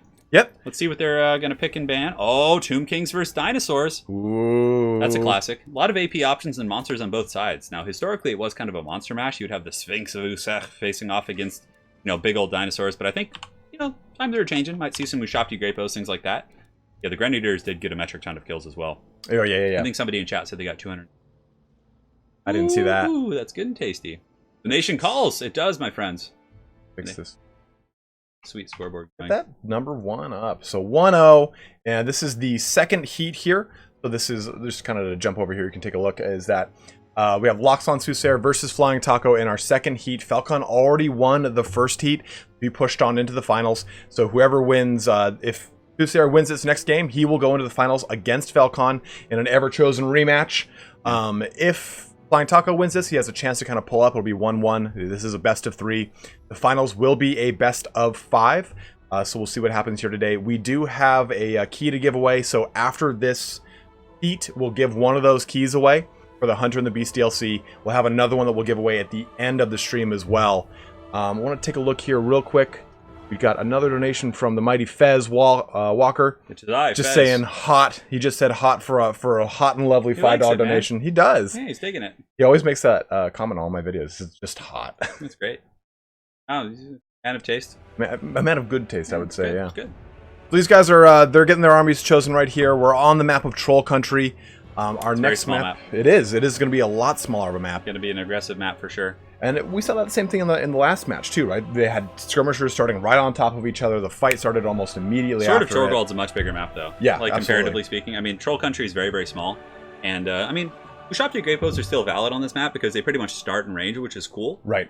So blacks can either go with like, you know, Ushapti Grapos, but the big thing is dealing with Lizardman infantry. It's kind of hard for Tomb because, you know, Saurus can beat the brakes off most of those, you know, Tomb King skeleton boys and things like that. So I mean, we'll probably see maybe Ushapti Grapos to take out big threats and maybe, you know, Nehekar Horsemen to kind of cycle charge and harry things. And there's a multitude of ways Tomb Kings can play this. You can go for Monster Mash if you want, you know, get a big old Necro Sphinx with a Necrotect and Cetra on a steed and just go deep. Or you can use Ushapti Grapos in a wider style of play. I mean, that's what's really cool. Tomb Kings are very diverse and powerful faction for sure. All the undead factions have so many options. You want the Dread Saurian, don't you? I do want the Dreads. I just want to watch you just like gobble up what's his name on his Roomba. The Dread Saurian could be decent in this matchup if the Tomb Kings don't bring like Ushapti Grapos. If they bring Ushapti Grapos, that dino is just going to get cooked. It's going to be horrible. I mean, even if you use the Regiment Renowned archers just to get poison on. Oh, the Blessed Legion? Yes, Blessed Legion. I don't know if they do poison. They have armor sundering. Oh, that's it? Oh, yeah, they have armor sundering. I'm thinking of the Spearmen. The Spearmen have the poison. The King Nikesha Scorpion Legion. Yeah, they do have anti-large, but their damage output's quite poor. They're mainly just kind of a holding unit with poison. But, I mean, maybe we'll see some Necropolis Knights with Halberds as well to control the cav game. Like, you could put those guys. You could bring Arc in the Black. Arc in the Black plus Necropolis Knights is actually a pretty mean combo, because you ride around, when you engage enemy cav, you Buna them and you summon skeletons, and you put Liber Mortis. And they just kind of dude, it's like, there's a lot of power, because you lock in their cav, you Buna them down, and you have Liber Mortis to protect your own guys from 44% damage mitigation. Yeah, Arkin is a very powerful character, so I don't know, we could see there's a multitude, maybe Kotep. I mean, Kotep probably not. Yeah, but everyone likes to see the Roomba ever so often. The Roomba's so DJ Kotep. It's just not good here. It's really terrible. Like if a big angry T-Rex gets in there, and like is able to just get on the Roomba, it actually counts as a large entity. Yes. So the bonus for its large is going to kick in. It's just like Doomsday. Doomsday. Player's ready. So yeah, that's what, like you were saying, the Tomb Guard is typically the what you would choose in this. Tomb Guard is. There's two schools of thought. Now, as far as Tomb Guard goes, the big risk of using Tomb Guard in this matchup is that Heavens is often brought for the dinos. And Windblast literally one-shots Tomb Guard, so some Tomb Kings players are just like, yeah, let's just bring crappy like skeletons, because they're going to get Windblasted anyways, and let's win with our constructs, Tomb Scorpions, things like that. So yeah, Windblast is just so good against the Bone Daddy. And the Realm of Souls is triggered not off of percentage, unless they've changed that recently. Models lost. So when you take smaller units of Tomb Guard, I will there we go. So when you switch to Tomb Guard, you have less models to lose versus just saying Hekaran Warriors or Skeleton Warriors. You lose a lot more infantry quickers. You trigger those Realm of Souls, get you Shopty Summon if you so wish, which is something that you can kind of think You need to bring at least enough. Yes, exactly. If you don't bring enough Bone Boys, you're not going to get your Shopty. Somebody in chat asks, the Roomba has more missiles. Is it more viable? No, it's not. The Roomba is like maybe situationally okay against like Greenskins, because bringing, what's his name? Who's the Kotep guy? It's Kotep, yes. Yeah, Kotep. So Kotep has an item called the Bonewood or Lich Staff that adds cooldown, so it can basically delay the WA. That's probably the only time the Roomba is like decent, but it's still just haggard and overpriced and just not very good. I mean, for the same cost as a Roomba, you can get like another Tomb Scorpion or another like almost get a Kemrian War Sphinx. Like, why would you do that? Why would you hamstring yourself? Like when I see a Roomba, I'm like, all right, that's fine. I can just ignore it and deal with it later. But if I see a Kemrian Sphinx like going balls deep in my troops, I'm just well, it's like not about that. It's like when you see the Screaming Skull Catapult. That's probably the most potent thing in their force. The Screaming Skull Catapult has some niche applications. Didn't it get a little bit better in the most recent patch or two? I actually think that the Screaming Skull Catapult is better than the Roomba. Oh, I 100% think so. It's gotten some buffs. It's not a good unit. It's still bad. But against like Vampire Coast and factions like that, it can be okay. Is the Mobility Scooter, is that a U main? The Mobility Scooter is what I call the Slans when they're riding on their floating palanquins. No, it makes total sense. Yeah. Every time I go to the grocery store, I think I see a Slan. Yeah, like just like, rolling with it. You guys have more cheesy poofs. It's great. It's great. So you want to talk about dinos? You want to talk about Tomb Kings? I'll talk about the dinos. You do the Tomb Kings. All right, so it looks like we're going to have a nice big line of Star Spears with Temple Guard smack dab in the middle here. 1, 2 Saurus, 3 Saurus Warriors, 1 Saurus Spears. You don't really need much else than that. I mean, Skinks can even do the job for certain situations. Skinks will probably lose to some of the mid-level Tomb King infantry. Yeah, just the base stuff. They're looking at 1, 2, 3 Cold Riders, not Cold Riders with Spears here. So, of course, obviously the difference between that is that you're just going to have AP damage coming out of these guys, not anti-large like you would with Cold 1 Spear Riders. I was going to say the same thing. I would have expected Spear Riders in this situation just to threaten any kind of big construct play. But let's take a look at this. You do have a Feral Carnosaur with AP and anti-large, and you have a Saurus Old Blood with AP and anti-large. Now, FlyingTaco went with the Saurus Old Blood because that gives him access to the Horn of Kygor here, giving him some good melee attack and leadership, but also the Amulet of Itzel. That's the big one. It's a 66% damage resistance buff on him. Makes him better than Krokar in big fights because, those big fights come down to just monsters clubbing each other, and if you have 66% ward save in that duration, clubbing each other, you're going to be much better. Exactly. It's like, whereas Krokar is just going to take it deep and, you're up. And then he's going to use his blow-up and a hand. Beastcaster, actually, so he didn't go with Heavens. Yeah, so he's going to be doing Transformation of Caton and Flock of Doom. Flock of Doom does do a lot of damage to lightly armored things, but in this situation, I would think you would want to take Wind Blast. over Felkon. The Manticore is pretty good though, because what you use absolutely. the Manticore, it's one or the other. You usually see these two options brought. The Manticore summon is really good against Ushopti Great Bows because it's a good throwaway. You just summon it, okay. You throw it on the Great Bows, and it's just going to occupy them and maybe take out a couple models. It's really good for that. I would have thought you would have said the Manticore would be really good to just keep pressure on their leadership. But in this situation, I would probably go after the Great Bows and just try and mitigate their effectiveness while you advance. And yeah, it looks like Soothsayer is going to be going with Ushopti Great Bows, which are just so damn good against big dinos. They can sit on top of the Rexes, they can sit on pretty much any threat like that and tear them to shreds. On top of that, Ushopti Great Bows have really good dual purpose against elite infantry. And Temple Guard, on paper, are quite good against Tomb Kings, right? They can beat all the infantry, they can beat down the constructs. So the Ushopti Great Bow pick here from Sooth, I think, is masterful. He does also have a big old Sphinx, and it looks like it's going to be Cetra, I think, or a Tomb King. We'll take a look here in a second. It is going to be Cetra. Now, Cetra does have Lore of Nehekara, and what's really cool about Cetra, like, you look at him, you're like, oh, like, how is Cetra going to fight these big monsters, right? He doesn't have bonus first large, it's going to be tough for him. Well, if you overcast the Cursed Blades, it actually does give bonus first large to your troops. It doesn't say it on the tooltip, but if you overcast it, I don't know that at all. Yeah, it gives bonus first large, so it makes Cetra a really good duelist. You can give it to your Tomb Scorpions to give them bonus first large. It's insanely powerful. Damn. Aside from that, looks like skeletons in the back. I mean, he might have a couple halberds in reserve in the deep reserve. Now it's just spears. Yeah. Mainly it's going to be, he invested a lot. Double Tomb Scorpion, double Ushopti Great Bow, Cetra. He's not going to have good infantry. Tomb Prince. But I think this is the way to go. Tomb Scorpions can tear apart Saurus. Like, they're pretty good against infantry, okay against Temple Guard. Cetra can cycle charge, and Ushopti Great Bows can just go balls deep on the big target. It's time. It's time. Do it. I did not know that overcast now caused anti-large. Yeah, it's really good, man. You know, I think there's a lot of those little gems like that, like where overcasting certain spells does give you certain things that I don't think people really think of like that. And that's a good example of something like that. I would never have ever thought to check that. I'm curious what he's going to target with the Ushopti Great Bows. It looks like one set of Great Bows is going downtown against the Cav, and the other one's going to be shooting those Cav. So he's currently splitting fire. One group of Great Bows is going to be going after the Colden Riders, I think. It's hard to tell if he's targeting those. Oh, no, he's targeting the Old Blood. Okay, so he's going to be shooting the Old Blood, which is a good choice. There's no heal here for the Dino, so if he can soften up that Old Blood and then Cetra can come in with the steel, glaive or whatever he's wielding and finish him off, that's just, Bread City. It's going to be great. Bread City. He's even got a big butter knife, I agree. There is an expiration date, though, on this army here for the Tomb Kings, because that front line eventually will get crumped very, very badly by the Saurus, so he really needs to get some value with the Great Bows and the Scorpions early. Okay. Would you say Red-Crested Skinks work very well against I'm not a big Tomb fan Guard of at them all? against Tomb Kings, because though they do have decent AP, they route very quickly. I mean, they'll get broken off, and I mean, you're kind of like spending all this money for their AP damage against like skeletons, which they're mostly going to be fighting. Right. And they're not going to be durable against like, construct play. Does their Frenzy help them out at all? The Frenzy's okay. It makes them immune to psychology until, their leadership tanks, but it's going to tank really fast against an army. So, I mean, I think maybe mixing in 1 or 2 Red-Crested Skinks could be okay, just to get some poison. There's a case to be made there, but yeah, we'll find out here in the front. Oh. Skeleton Warriors. Got our first little charge here. Very Saurus cinematic. Warriors Look jumping at this. in. Oh, just headbutting and whipping their tails all over the place onto these Skeleton Warriors. We have that front line kind of just slowly meeting across the way. The Tomb Scorpions jumping over to this part of the engagement. Now, they're gone into the Temple Guard with both of the Tomb Scorpions and the Cetra the Imperishable. If he turns around now and isolates that Tomb Scorpion, that would be a great play by Taco. So yeah, he pulled out the Tomb Scorpion, he pulls it into Temple Guard, and he's able to get the double T-Rex beat down. Look at that. It's a huge chunk of damage. Taking a ton of HP off that, which is really, really nice. Now, the Manticore was summoned in the back as well, so let's see where that Manticore went. Yeah, the Manticore is actually being used to go after Cetra. No, it's actually rampaging. So I think it's just rampaging out of control, but it's occupying the Great Bows. You can see some Great Bows are fighting it there. So they're not really, they're not shooting at the high value targets, which is great. And so far, Taco's had some pretty good engagements. Yeah, he's had a lot of good pressure in here. You can see that his Colwyn Rider is actually just pushed and lanced through over to the side.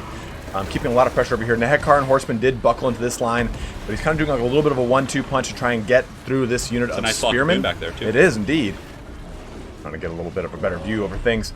You can see that they're trying to shut down this Manticore as fast as possible. It has Rampage. It is doing some damage here. It's got the Horn of Kygor actually used onto that Manticore. It's an AoE of Felsa. Oh, okay. So Horn of Kygor is going to hit. I thought that was only a single target. There we go. So it's an AoE. Yeah, no worries. And here we have a big monster fight in the back. However, the Tomb Kings have more supporting elements here, and it looks like FlyingTaco may have slightly overextended with his Saurus, the Saurus Old Blood here. You can see he's taking the attacks from Cetra and the Tomb Scorpion, and I would imagine Cetra's getting Cursed Blades, and now you can see he has a bonus for his large of 16, which is quite good. So, Soothsayer doing a really good job here, pushing back that Lizardman Lord, and now that's really going to change the dynamic of this battle. Is only construct that's really taken damage for the Tomb Kings is that Scorpion, and it's not really a big deal. The HP damage off that main lord is good, because now Cetra can just chase him into the Shadow Realm. Look at this. And those aren't Coldland Spear Riders, so not going to kill Cetra quickly. There's Spearmen nearby that Soothsayer can pull to help out. And I actually think that Soothsayer was able to grab a pretty substantial advantage right there. Yeah, I totally agree with you. I mean, he did have a really good, Taco had a really good initial play over here, and I think he was trying to shut down those Tomb Scorpions as fast as he could. Ooh, we're focused on this a little bit better. Ooh, and little summon of the Ushapti in the back here. He's trying to get his Old Blood out of this engagement, and Cetra is pulling out as well. We do see these Coldwind Riders getting charged in by the Ushaptis in the rear. The Coldwind Riders, again, they don't have anti-large, and we do know the Ushapti, they do have, they count as large units. They do have bonus versus infantry, but you can see the Coldwind Riders just getting split apart, fleeing out of the fight. For the most part, though, you can see, as we were talking about, the Saurus were winning a lot of these fights. They've started to push through the main portion of the front line. But there's really still so many big things. The Hekar and Horsemen are just trying to harass now into the Saurus Old Blood. Yeah, exactly. Keep that ready for Cetra to come in there and just bend him over the barrel. And here he comes. We can see those two Tomb Scorpions in there clickety-clacking their way through. If he breaks, that's going to be really, really bad if he breaks. But it looks like he was able to pop the Stand Your Ground as well as the Horn of Kygor to get some pretty good leadership, plus 24 actually. And the Ushapti Great Bows are also on the run now, so despite the fact that it looks a little bit grim bones for Taco right now, the fact that the Ushapti Great Bows aren't really online, oh man, Taco needs to get those idle spears and chase those bows. That is disastrous to let those guys shoot. I mean, they're going to accrue so much value. As a matter of fact, they can even pick off the Old Blood here. And you can see here that the other Ushapti Great Bows are also running, so it's certainly a close game. I would say slight advantage for the Tomb Kings, but it's pretty slight. Yeah, I would agree with you on that. I mean, I don't think we saw the second Mana Core summon yet, or it happened already. In that big whole huge cluster over there. But the Carnosaur and the Old Blood are onto those units of the Ushapti with Great Bows, trying to shut them down as fast as they can. We have the Nehekar and Horsemen, though, and Cetra coming back out. See those and the Tomb Prince now with the Tomb Scorpion looking to ride dirty all over these two. Get those pink slips. Got some Spearmen trying to pin them in place. Oh man, they're just trying to do whatever they can to kind of keep them in location so they can get the big butter coming. This is actually looking pretty bad for the Lizards here. The Feral Carnosaur being isolated here by Cetra is pretty rough. Plus, also another variable that could really be a game changer is if the Tomb Prince were sent in as bait, for example, he has a spell called the Curse of Jadaf or something where he rampages all nearby units, so he could rampage the big dinos and pull them into Cetra. So now he's going to go in. Look at this. He's going to get a rear charge with the Tomb Scorpion against this guy, and that's going to break the Saurus Old Blood 100%. The bonus versus large is too powerful. And now the Saurus Old Blood's chased off the battlefield. The other, Cetra's going to chase the Carnosaur off the battlefield, and it's basically just a matter of Cetra and company cycle charging these very beleaguered, tattered Lizardmen infantry. Yeah. Just taking the scales to Pound Town. Yeah, it's looking rough, and there's a little Skinks even getting chased off. He's terrified. Tomb Scorpion's there. And what do we have? We have 3 groups of regular Saurus, 2 Spears, and 1 Temple Guard, all of which are probably around half, if not below half HP. Yep. I mean, they will put up a pretty good fight, and there is a reason why the bounce power is actually still somewhat even, despite those horrible circumstances here for the dinos. But yeah, Tomb Scorpions are just happy. I mean, the little Skink's about to get pushed off. Cetra is going to win this, I think. He's going to be able to cycle charge these guys. Cetra? I like how you've called Soothsayer Cetra. No, I mean, I meant... okay. I literally meant Cetra the Imperishable. Okay.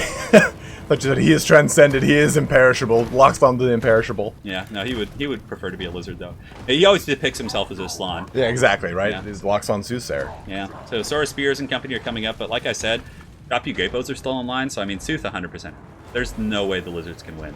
Because the Ushapti Great Bows are just going to be able to... I mean, unless they miraculously got caught somehow and Sooth let that happen. I mean, one might get caught here, but even still, there's Nehekar, Horsemen, and Cetra nearby, so they're going to break. But like the archers are just going to run in all different directions. Saurus have like 28 or 32 speed. They're just super freaking slow. 31 on the Temple Guard. Really slow. So there is no way this lizard army is going to catch them. Ushapti Great Bows will pick them apart, while Cetra and the Scorpion just go deep. Yeah, they're just breaking apart these spearmen over here. But again, like you said, it's going to be all down to the big boys over here. I mean, the Tomb Scorpion's just going to whip through everything back and forth, whipping their hair back and forth. What was that song? That was actually... Whip My Hair Back and Forth, yeah, by Willow Smith. Is that Will Smith's daughter? Yeah. Will Smith lives around here. Isn't that crazy? Yeah, I mean, we're in like the heartland of California, LA, or like those areas, right? Yeah, so I know. Like you go to like all their kids went to high school here and stuff. Exactly. So now what's going to happen is the lizards are just going to form ranks and just kill because they can't really do much else. And Sooth is going to get his Ushapti Great Bows. He's going to empty all of his ammunition into the Temple Guard and or the Skink Chief or Skink Priest, and then from there the Saurus won't be able to win because like the only thing that can really fight Cetra here are the Tomb Guard, or Temple Guard, excuse me. And you can see that the Ushabti Great Bows are just going to be unleashing into them and just plucking apart these poor it's going to guys. get them pretty low for sure. Like, they'll probably get brought down to 1500 HP before all is said and done. Yeah, I think that the big situation here was a couple of those just like, oh man, just jumping through the whole line down the road here. Was those very few initial plays, right? Like, FlyingTaco had a really good one, and he almost tanked that Tomb Scorpion entirely. I mean, this is that one that's kind of hanging on by a thread. But again, Soothsayer kind of responded well. He brought a lot of threats back onto that Old Blood, and he was able to keep it on the run quickly. Cetra had to like chase it and keep a lot of pressure onto it, but it was at below 50% health for the majority of the fight after that first initial engagement. And big pop to Cetra, and you know, even though spear units quote-unquote are good against large threats, you also need to be able to keep up with and stay in sustained combat with those units. So I mean, the Sooth isn't going to let that happen. He's going to just stick and move, going to Muhammad Ali this guy. And, yeah, the other Tomb Scorpion in the back is just holding back the Temple Guard as they charge forward, and there's no way. You can see the bounce power ebbing more and more into the favor of the dinos here as the Temple Guard are picked apart, and Cetra and company are just doing such a good job grinding them down. And I think once the little Skink Priest gets, you can look in the distance, you can see the Skink Priest getting hunted. Once he gets, he's not having a good time. Looks like another Flock of Doom, good Flock of Doom, but again, there's not much play there. Yeah, there's not a lot it looks like he might have. No, that was something else. Okay, it looks like he was casting that, but that's going to be Incantation of Desiccation. It's just going to break those guys. Yeah. It puts their stats to like nothing. And look at that zero melee attack. Well, and the thing is, the Tomb Scorpion will terror out them. Yeah, exactly. And minus 117 leadership. In the words of Rick James, or not Rick James, what's that character? Prince. Game Blouses. Oh, Game Blouses. I don't think he really said that. But I think he did. I think he did. So take a look at this post-battle report here. Yeah, I mean, of course, the SARS performed very well against a very huge skeleton front line. You need to win that monster fight, though. Exactly. The monster fight's the big one. The amount of HP damage onto the SARS Old Blood and Feral Carnosaur from the Ushabti Great Bow was too substantial. And on top of it, too, you had Cetra just trouncing in there, slapping things around, the Tomb Scorpions ripping through everything. It was a really good fight to close out the second heat here. This is going to bring TlaxtlanSoothsayer up 2-0 and into our grand finals against the mighty Felkon. Who shall win this? Who knows? Who shall win indeed? Yeah. It's going to be good. I'm excited for this. Any closing thoughts on this, Army? No, I think it's great, man. I think it was a really good army from Sooth. The Ushabti Great Bows are just value trains in that matchup. Tomb Scorpions are a counter against the infantry, and you bring Cetra to deal with large monsters with defense. Like, it's very well thought out. Right. The build's just solid, as is almost everything with Sooth. As a matter of fact, Sooth and Felkon played in a tournament I had about a month ago, and Felkon was able to win that. Really? Yeah, he was able to win it. Was it a tournament or was it the So I had a pre-release tournament. Oh, okay, for the Hunter and the Beast DLC, and they played, and it was a good series. But Felkon was able to win that. So Sooth is probably out for blood. Oh man, he wants to come back. He wants to re-earn his name. Yeah, we'll see what happens. Take the gold belt. All right, guys. So what we're gonna do here right now is let's switch over to this. I'm going to update this real quick, and we're gonna do one of the giveaways. So if you haven't, type in Hunter to enter the hot dog to get a pack of signed ballpark hot dogs from Nick. But hot dogs, dude, I would go for some right now. Have you ever cooked one in a George Foreman grill? No, is it good? No, it's gross. Do you butterfly it, or do you just like put it on? I just slam it in there and jam it down. Dude, that's disgusting. You didn't even bother butterflying. What kind of heathen are you? How do you live like this? Yeah, that was Anna. What is this? That was in 19. Yeah. That was when I was 19. Slamming when you're just slamming hot dogs and George Foreman.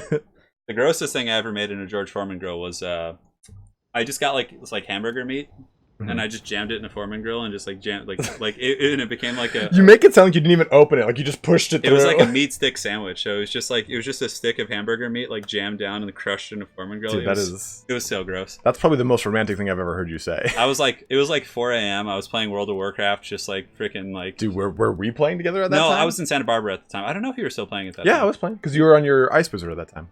Yeah, I was on Ice Wizard at Cal Lutheran too, though. Oh, okay. So I don't know, maybe. Yeah, when we were raiding what's it called?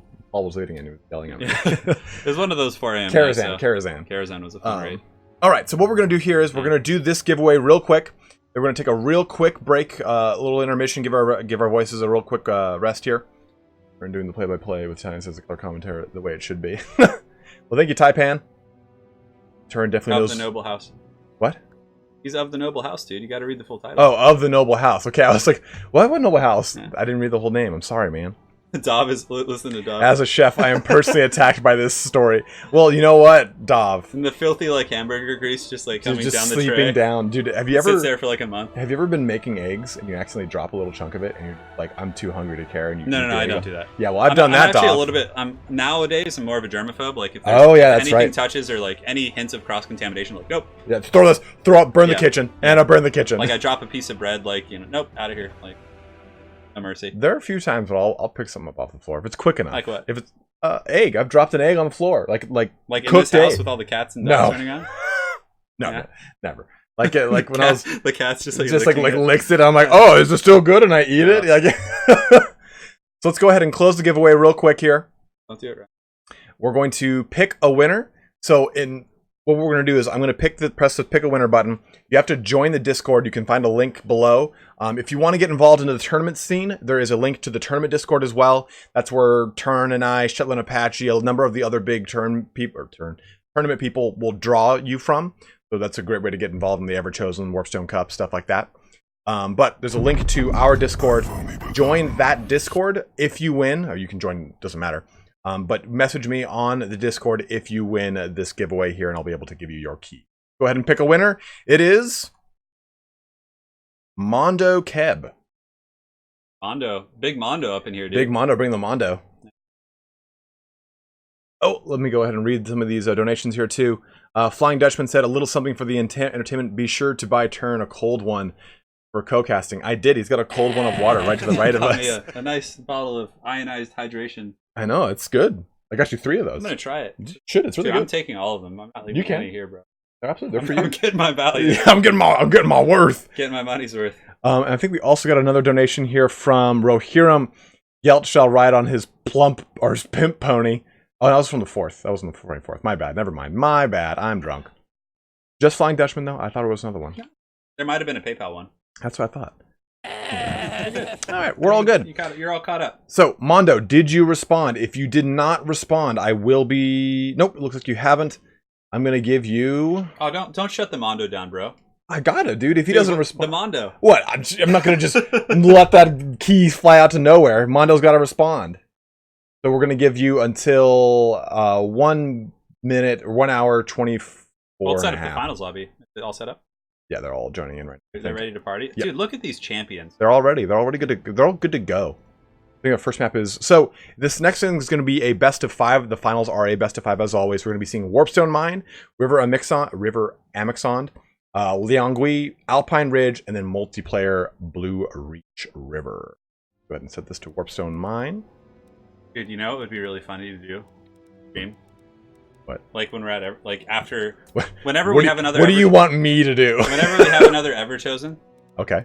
Like whenever it is, we should have a hot dog eating contest with all the casters after it's over. Done. After it's over. Absolutely. Though. Not like before, because then we get sick. I'm gonna talk mad shit to Grace the whole time. Be like, you can't use hot dogs. We're shit, We'll Grace. probably just have the casters do it, right? Yo, okay, I guess so. Grace would be like, I'm not gonna eat that fucking hot dog. Like, you get the thing away from me. James would probably do it. James would be like, mate, all right. Like, Yeah. he'd be like, hot dog.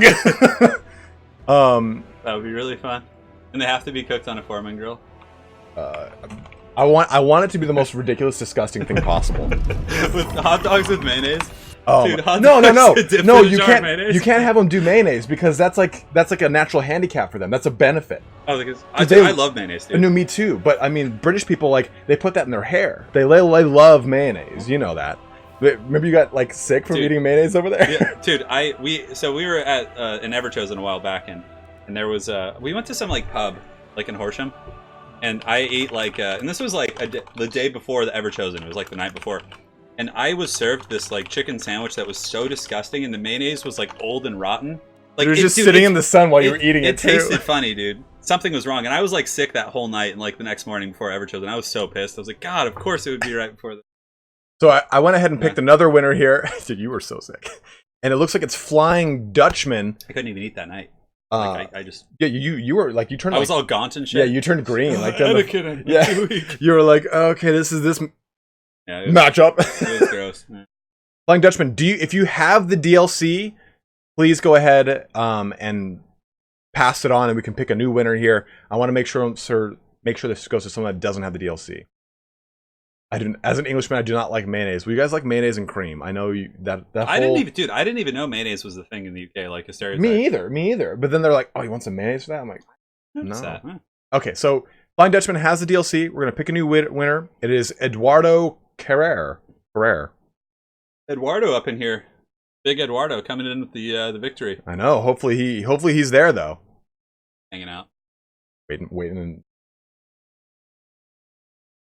So once we get this giveaway squared away, we will do okay, he's here. So Eduardo, go ahead and message me on the Discord. I will give you your key and you will have the DLC for yourself for the Hunter and the Beast. We still have one more key to give away at the very end of all this. We're going to do a real quick brief intermission before we jump into the finals, the best of 5 here. But guys, we'll be back in, I'd say like 2-3 minutes. Do you think you would sell the hot dogs? Okay.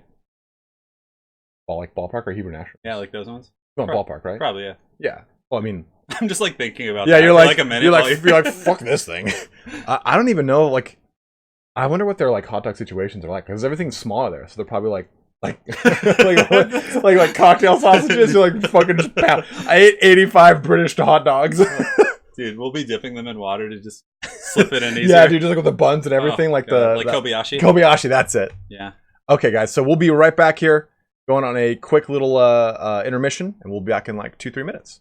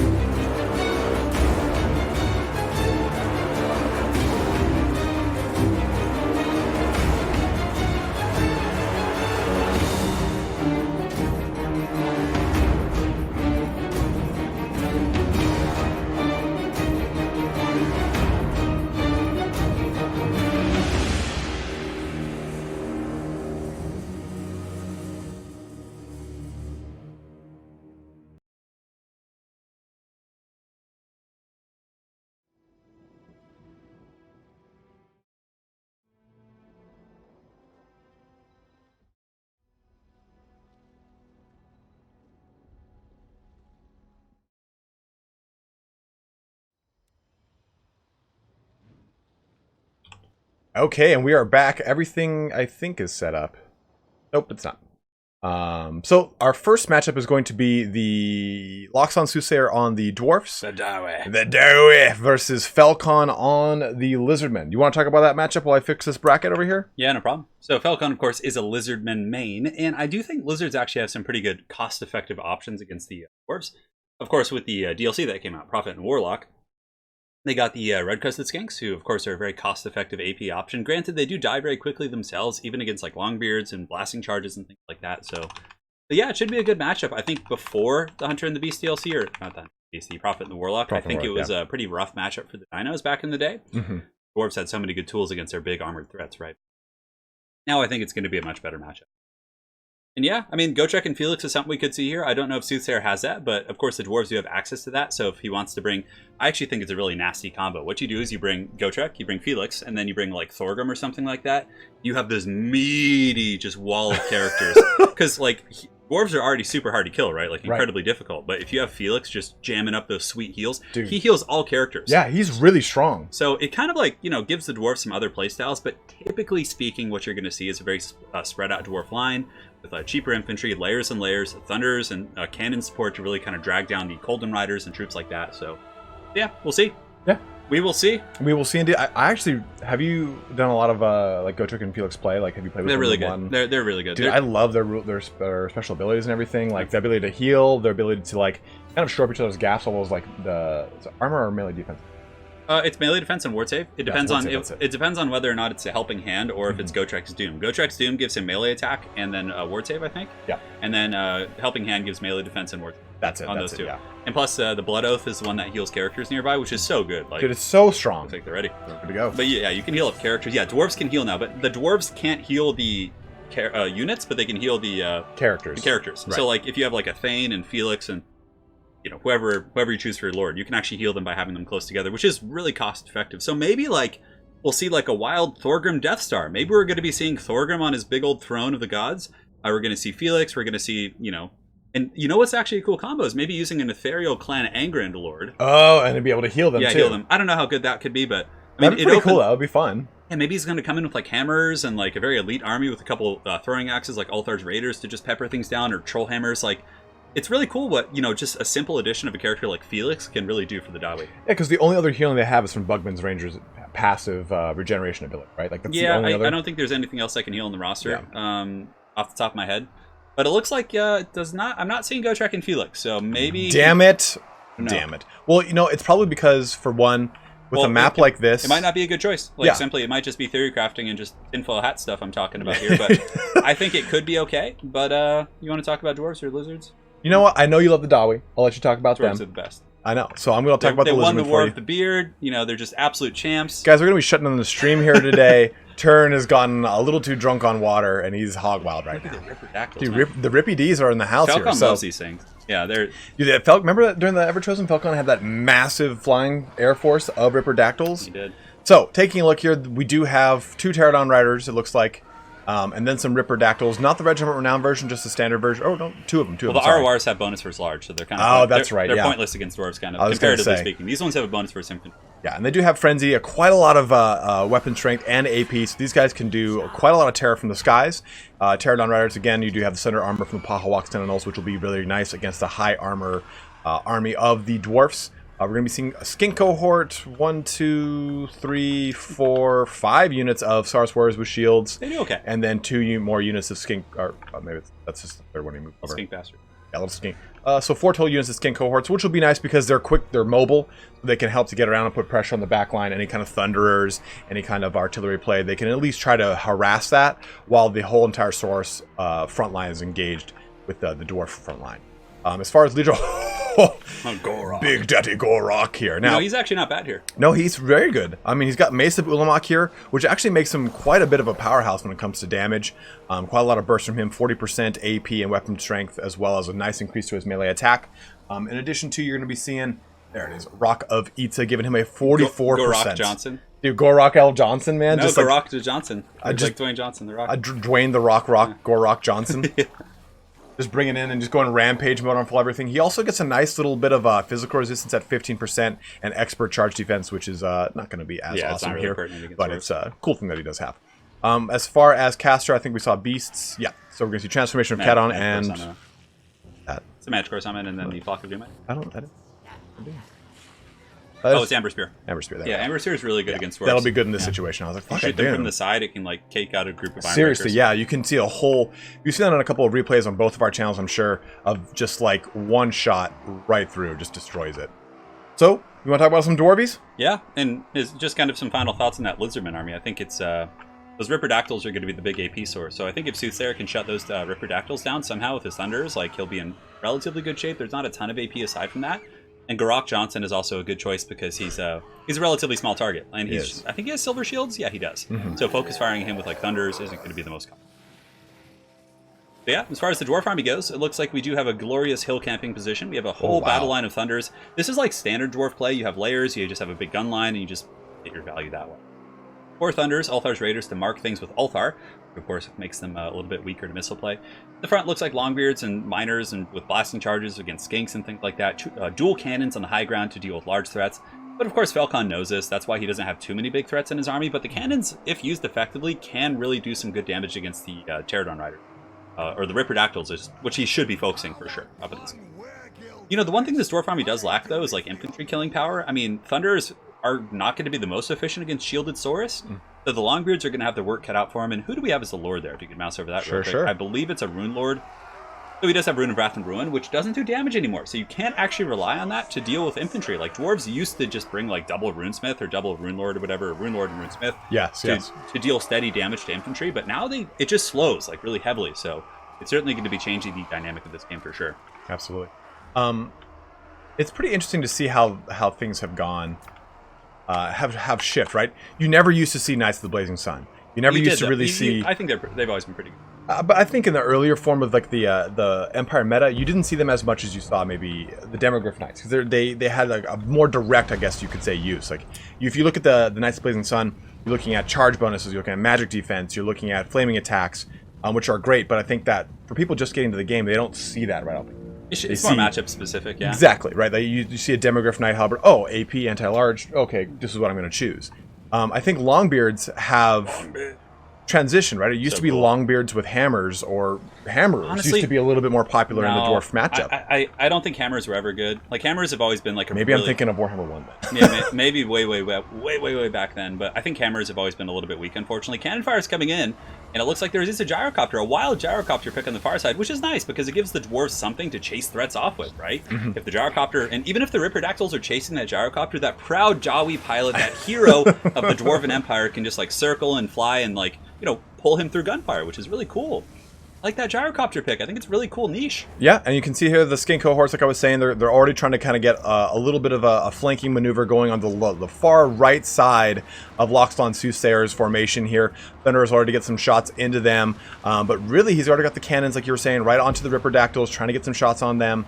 And the nice thing here is that since Loxon is on this hill, his Thunders can just be shooting the entire time that things are in range. Uh-oh. This Amber is Spear?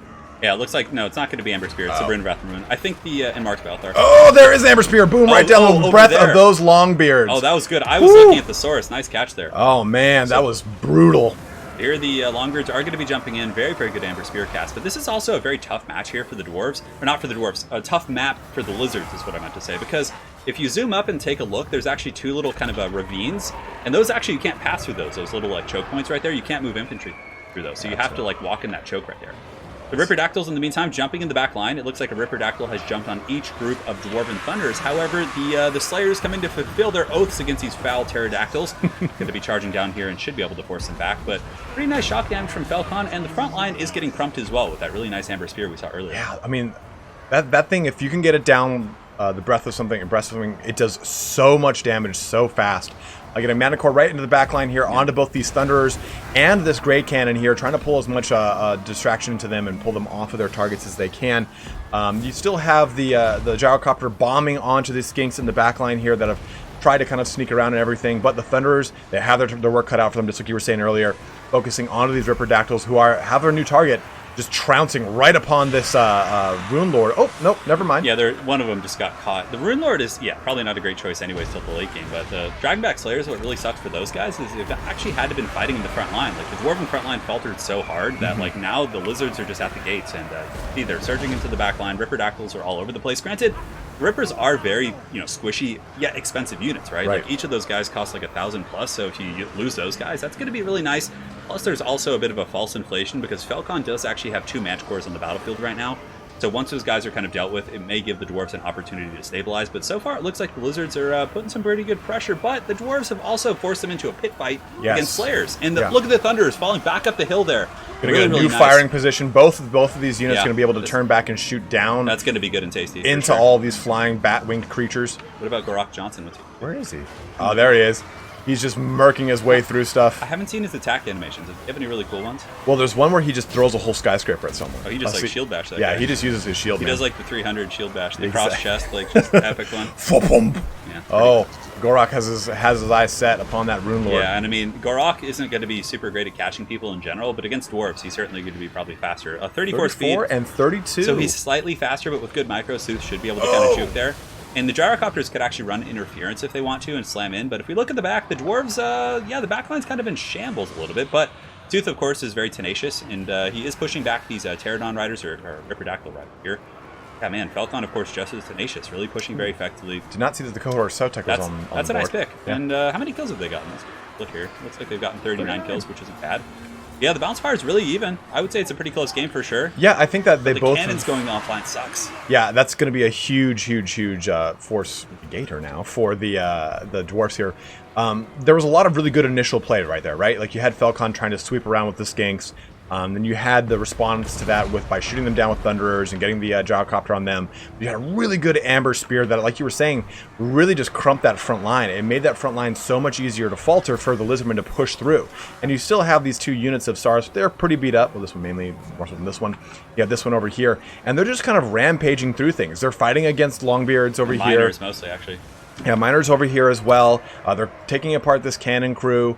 They're just kind of pushing through stuff. Where are those Slayers? This is actually, the Slayers are very beat up. Yeah, right here, 18 this left. Is actually, believe it or not, that's actually not a bad situation for the Dwarves on the opposite side of the battlefield. If you look over the hill, turn around there, you can see there's 2 groups of Thunderers which have gotten away from the main fray, and there are a couple Skinks chasing them, but they should be kind of freed up here in a moment. And if the Dwarves can reform ranks and get a secondary firing line and really start to drag the Lizards through the mud, they might be able to kind of get their bearings again. Although it looks like the Skinks and Saurus are coming in for the good old sandwich. Yeah, they're just going to come right into their little dwarf sandwich, little scale on beard action. That's not good.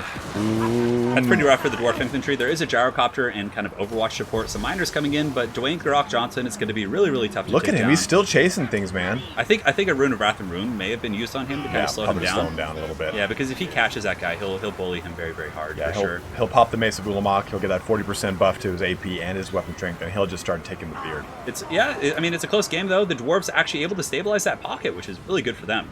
And the 2 groups of Thunderers, though they're very low on HP, probably still have about a third of their firing capacity. And again, if those guys can get back online, it doesn't matter how tough Dwayne Gorok Johnson is. They can simply just surround him, get a good firing box, and be in good shape from there. Going into these Saurus Warriors, little Dwarf and Saurus action. In a vacuum, Saurus will beat Dwarf Warriors, just in a bit of a, they're just so much stronger in combat stats, but Dwarf Warriors will last a hell of a long time. Oh yeah, absolutely. Because Saurus don't have the best AP values, though the little, Dwarf Warriors should be able to tank those guys for quite some time. Stunties. Oh, it looks like he did get a couple hits here onto the Rune Lord, but the Rune Lord was able to squeeze away from this fight. Dwayne the Rock Johnson over here getting into the rest of this. Gorok the Rock Johnson. Getting into the rest of the fight here, trying to look to just tip the odds. You can take a look at the balance of power. It has shifted against TlaxtlanSoothsayer. Yeah. Against TlaxtlanSoothsayer. In favor of Felkon's Lizardmen. Standing your ground here, kind of activating. Give him some good melee defense and some good leadership.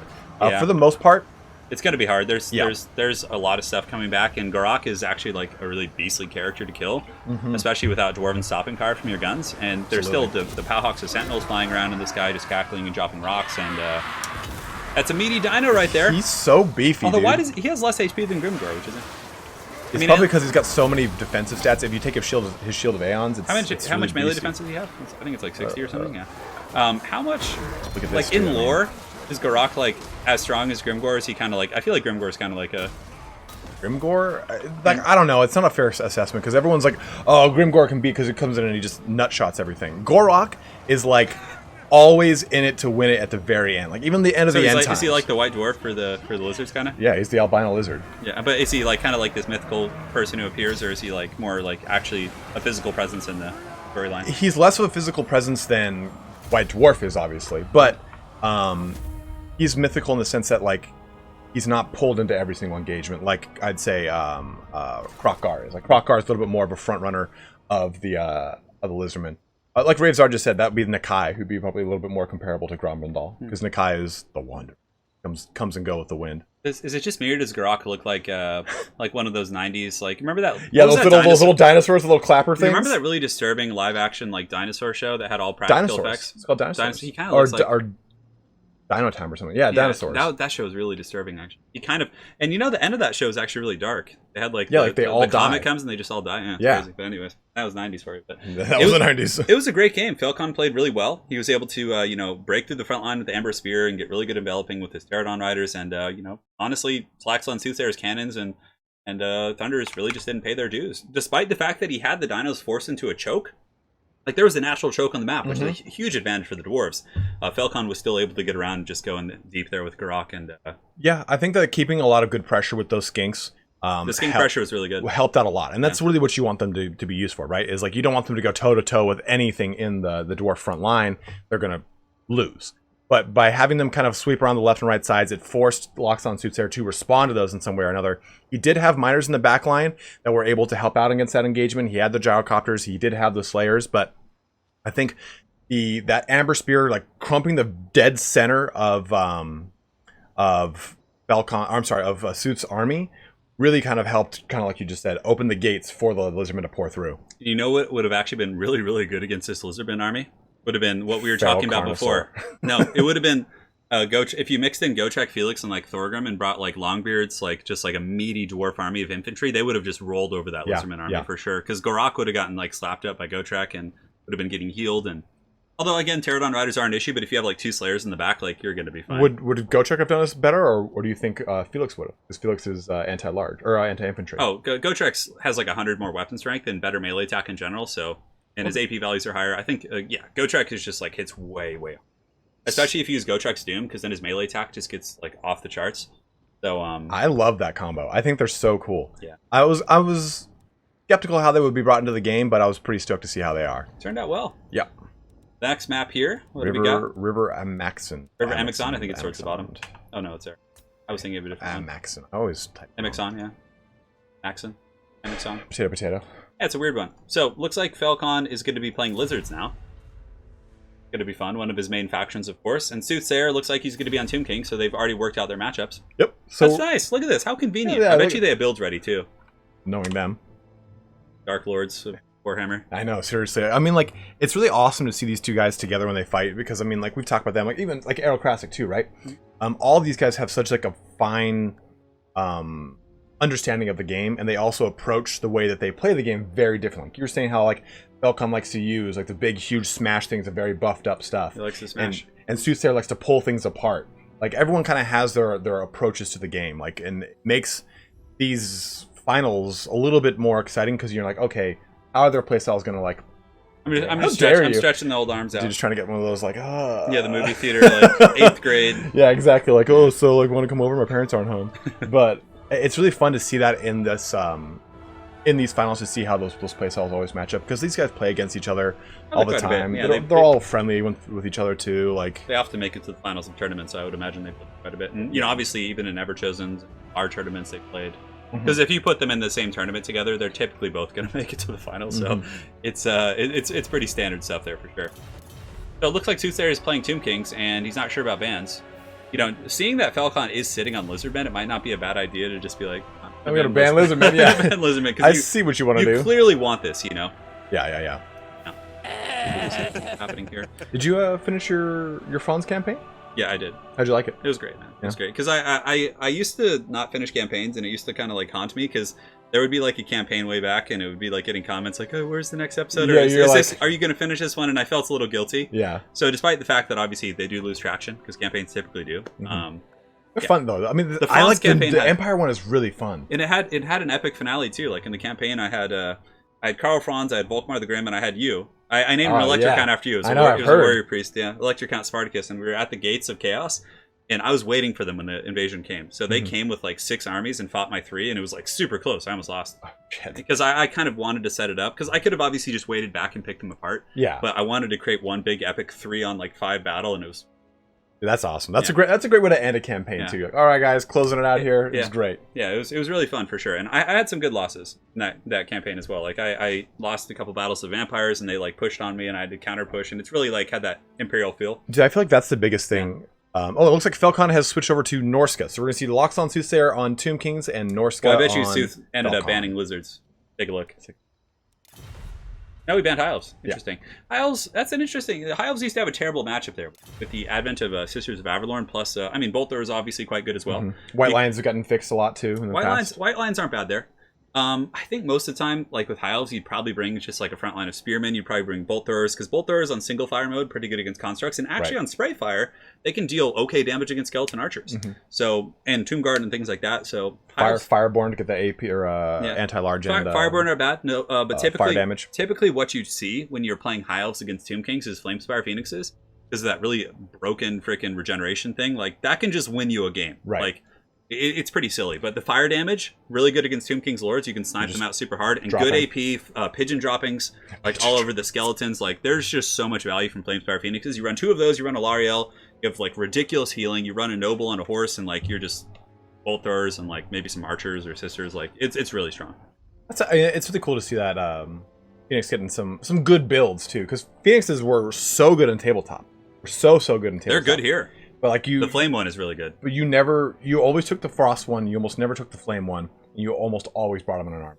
So much damage. Because I mean, you could fly over things and do damage to them if you're the flame one. Yeah, it's like using flyers in 40k when you can do bombing runs if you like fly over things. And stuff. Exactly. So it was like it's cool to see them come back a little bit more. Yeah, absolutely. Now, as far as this matchup goes, there's a multitude of ways Norska can play it. I believe we saw this earlier, didn't we? We did see Norska earlier. We saw Norska and Lizardmen. Norska and Lizard. Yeah, there wasn't Tomb King. So, personally here, I mean, standard Marauders can do the trick, but you can mix in Marauder Champions if you really want to win that frontline engagement. Bring those guys with like Javelins in the secondary line. Wulfric with the Hunter of Champions to Sunder Armor.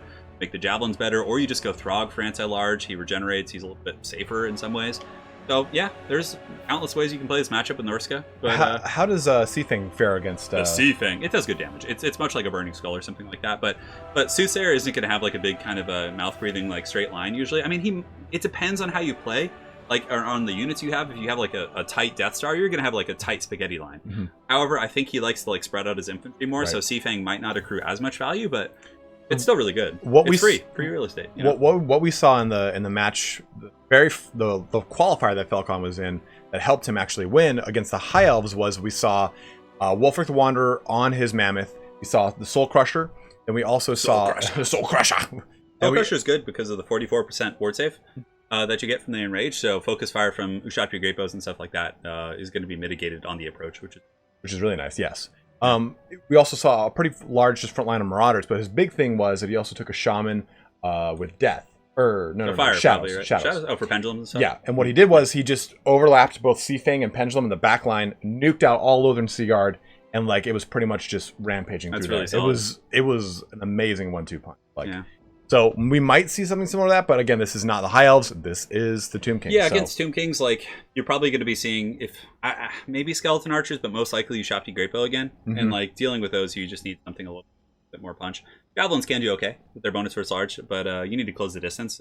Good Ushabti Great Bow placement. And what map? We're on River Amixond, so this map is actually not bad for Norska. I mean, there are some nice little terrain pieces and Vanguard positions. Like there's 2 kind of opposing little jungles like right across from each other for Vanguard. So like if they are just going deep with your Ushabti Great Bows, you can hide your Mammoth in the trees, work your way through the forest, and like really get a lot of coverage before you approach. So it does open up some monsters play for sure. We'll see though. I mean, Felkon likes to just go in with Skinwolves too. Maybe Skinwolves. They're fast. Maws of Savagery, perhaps even regular Skinwolves. They can shut down Nahakar Horsemen and really guarantee battlefield control. Granted, they do lack AP comparatively, but they do have a bonus versus large, so they can still function.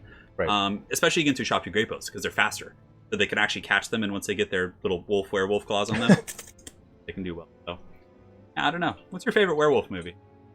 You know what? Underworld. Underworld's great. You know, I like Underworld, but it's so fun. But I think the best interpretation of werewolves in movies. Are you gonna say London? American Werewolf in London? Good fucking God, no. No, God.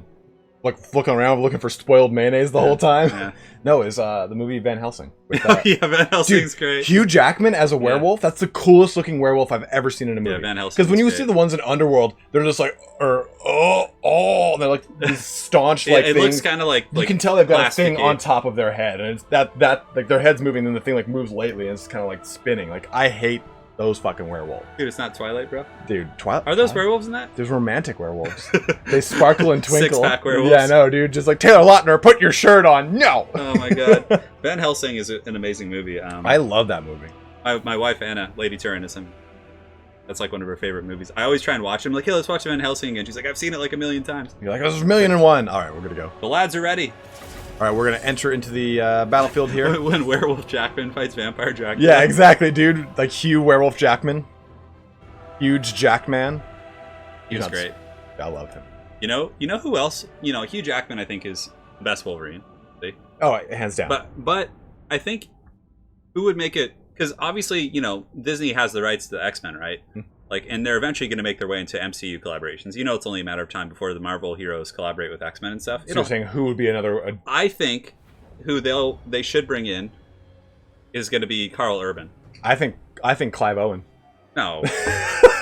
I mean, I like Clive. It'd just be so ridiculous to bring Clive Owen out of nowhere. I think Carl Urban would be perfect. If you've seen him in the show The Boys that just came out on Amazon. I didn't watch it yet. It's really good. But he has that same... He looks like Wolverine. Like, he has like the facial hair. He's all gritty. And he's like a badass action character too. Like in freaking... Dude, Dredd? He was so good in Dredd. Lord of the Rings. Like, he's just... Yeah, I think Carl Urban would be great. Carl Urban's just... I can agree with that. It's no Clive Owen, but I can agree with that. Clive Owen's just like... I want to talk about these werewolves. He always wants to have some distressed monologue to the camera where his eyes are open as wide as they can be. I was really sad there wasn't a sequel to Dredd. I was really sad. That movie is great. When you told me it's great, and I bought it on an impulse because of you, it was amazing. Yeah. I love the brutality of it. That's why The Punisher is so good too. Like as a character, I don't necessarily mean the shows per se, but did you watch the shows on Netflix? Yeah, they're not bad. I liked Punisher, the first season of Punisher, better. I think so too. Yeah.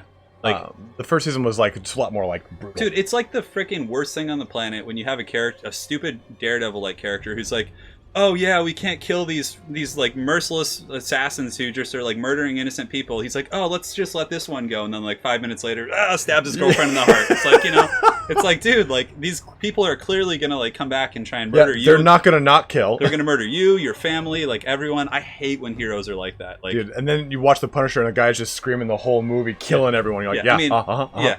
No, it's so much better. But anyways, back to business. Oh yeah, I forgot we're doing something. So do you want to do Norska or do you want to do Tim Kings? Your choice. All right, well, so, you know, I'll do I'll do the Norska. I'll talk about them here. So it looks like through the front line, we're going to be seeing a nice, good line of Marauders here, sticking all the way back. Also seeing some Iceform Marauders and the Brutes of the Hound, the Regiment Renowned version of the Marauder Berserkers here. Do they have haircuts like you did? They look great. Each one of them looks great in their own right. That's the Spartacus. Distinguished gentleman right there. Look at this guy. That could be you with the tattoo on your head. Yeah, no, exactly. Like all hunched into my own shoulders.